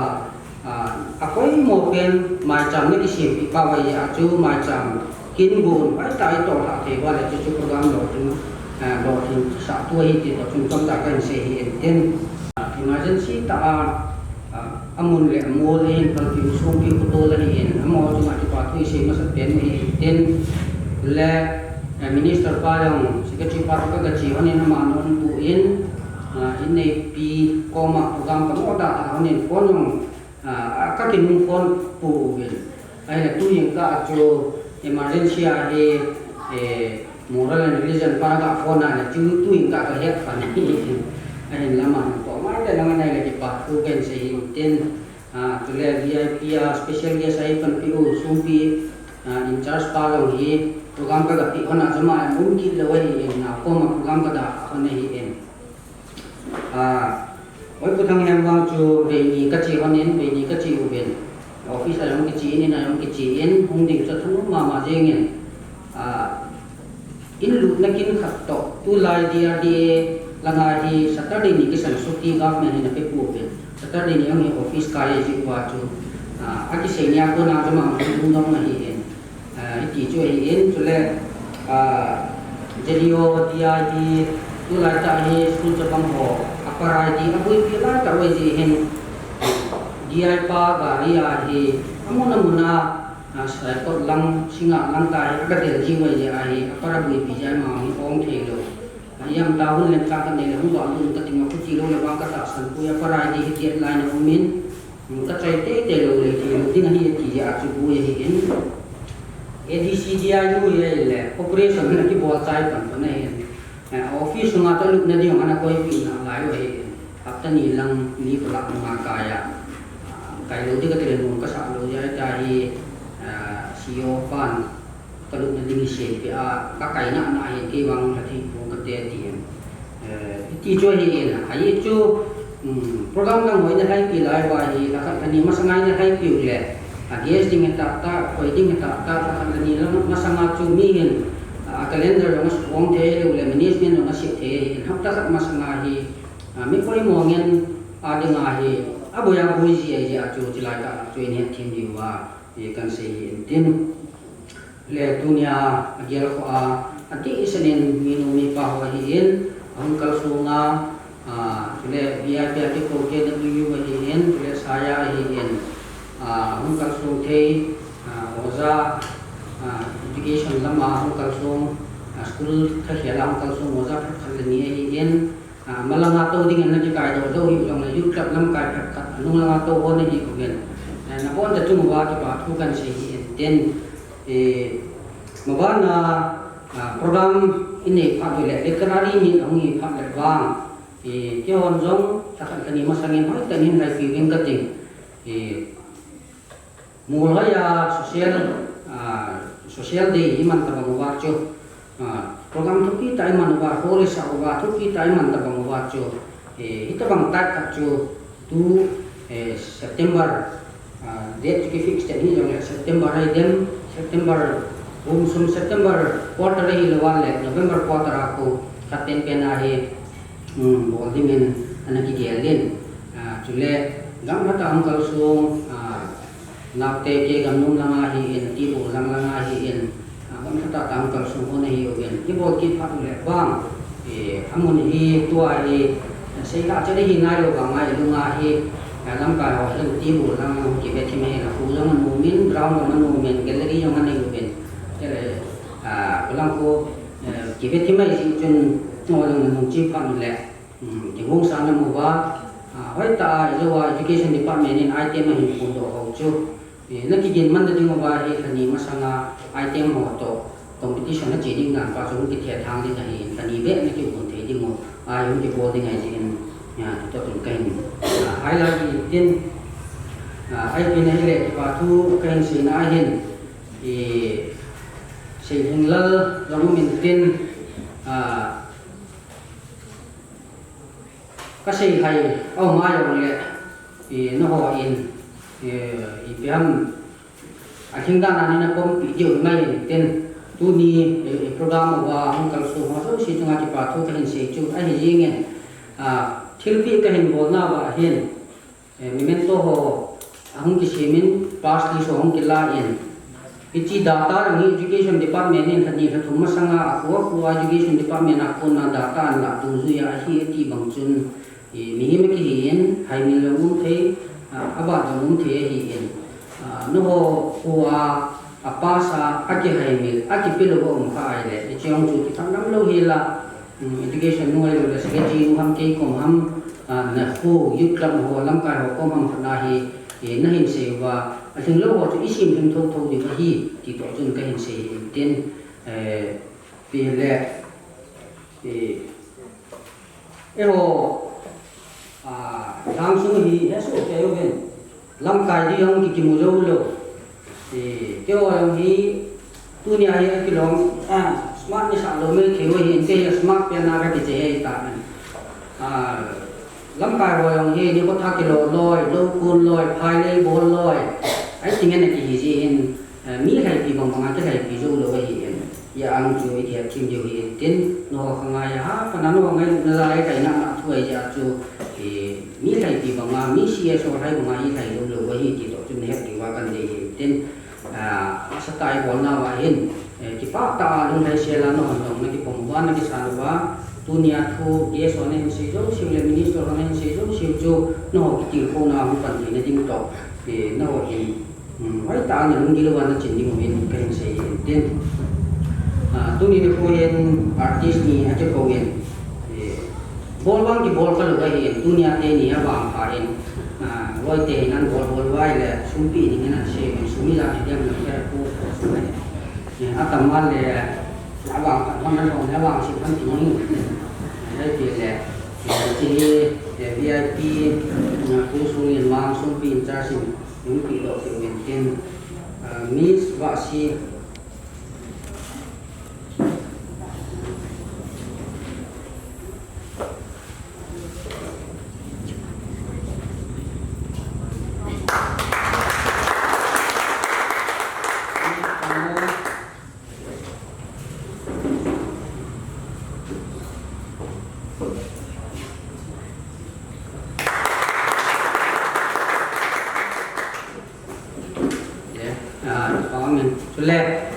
achai na kia in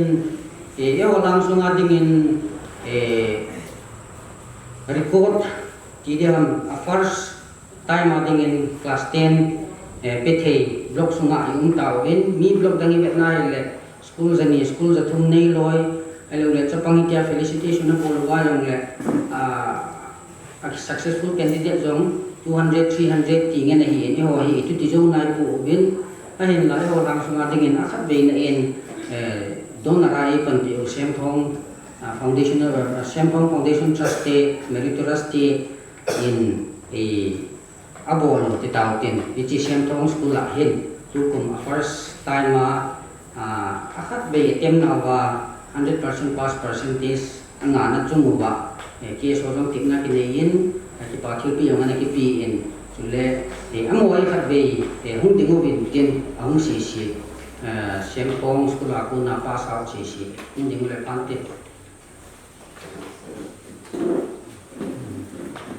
le ko ke ki department ni som le ni pa sai bin mi nga hung thein eo lang sungi zo bin zong anh sei ta bin na ku za khanga an chang ke po alam kalanga school kai kai na lai diu ham ti te da na chu tu a he first ama sapian ti tum ke wai tan te ni tum ke wai ta en kum ni kum thu zo le higher secondary dong i bol wa he dia cha hung chi cha le evolution hung ma le ke ho in Kobe khang be le jum ka to ta lo ding wa hi kyo ba na hin puding wa hin hin bolen hai pi pi wa le helai mun ma he thing se nai si mo ba hoi ta lam kalanga chi le wa di ai bahara gari bahara siang ka lo wa mun chu ma chen ka lo wa helai mun ma he sim na thei ding lam pi za kai ho hi no khanga no mo tu ni pha zo si ka na do ka na ni mo bin pu hen KCC ma fa ke do le pan te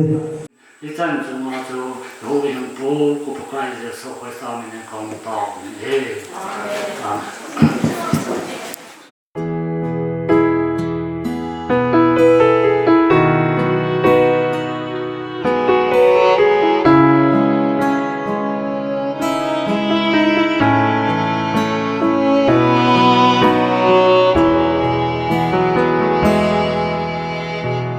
Tuy vật khát nín tuy pi asim do a lei hang khát nín mol sang asim do bang mal khát mal nia nei vang bo na ho sim zo sei zo hoi a hi po ka ki pa na mai cham ka hin se me ka hin song chan vô dia kan na yellow na pat na ho ka sim sing hi til sem zo se pa kaya ko na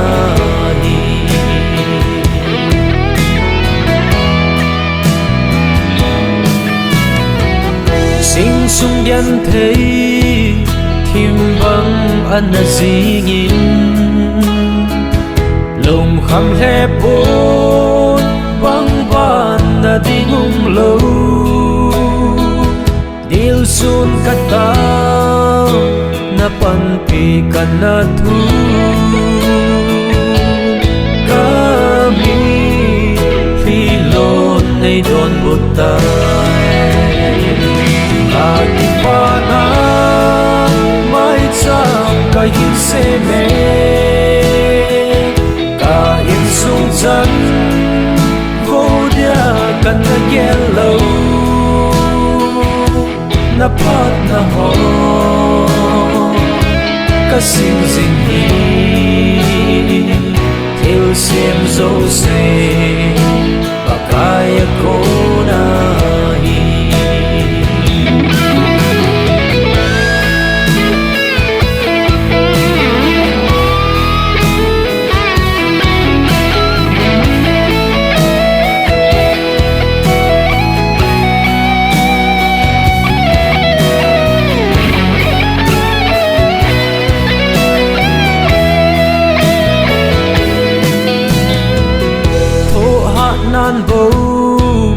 gal zona asozi kita nan bo mi hem a choi sang zi ei choi sang pa kai nang ka thang va e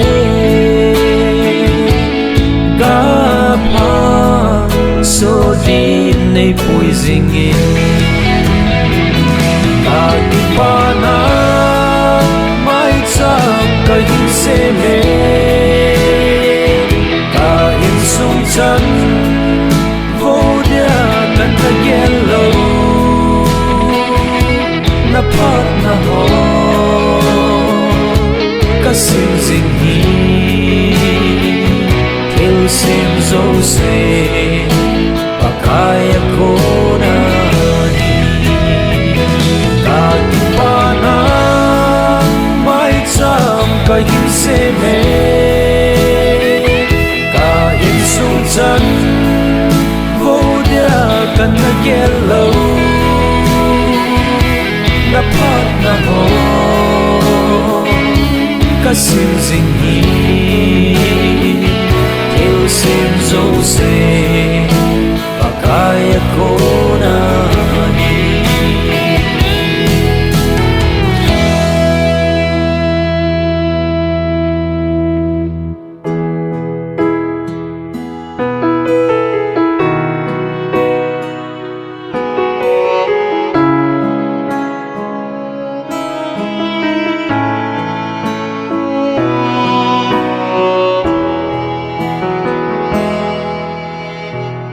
tuy vắt khát nín tuy pi asim do a lei hang khát nín mol sang asim do bang mal khát mal nia nei vang bo na ho sim zo sei zo hoi a hi po ka ki pa na mai cham ka hin se me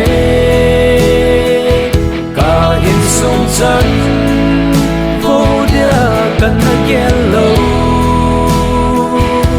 na pat na ho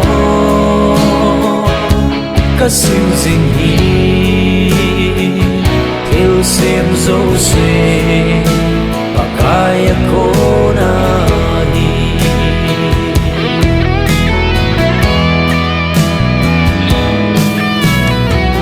sing sung yan thấy thim băng an na zingin lồng kham he bốn băng ban na dingum lâu dil sun kata na pan pi kan na thu kami phi lon nay don butai ka ti pa na mai cham ka hin se me ka in sung chan vô dia kan na yellow na pat na ho ka sim zing hi kel sim zo se pakaya ko na hi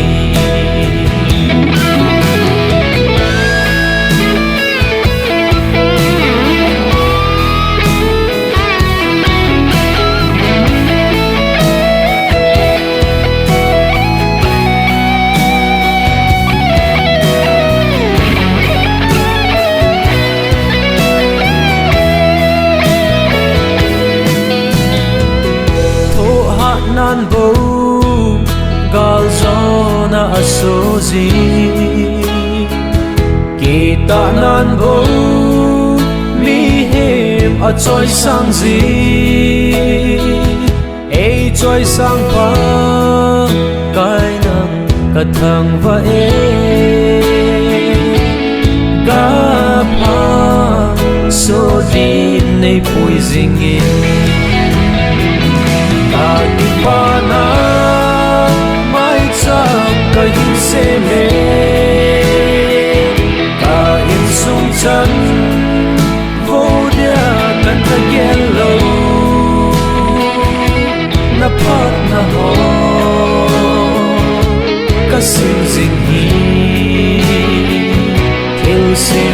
se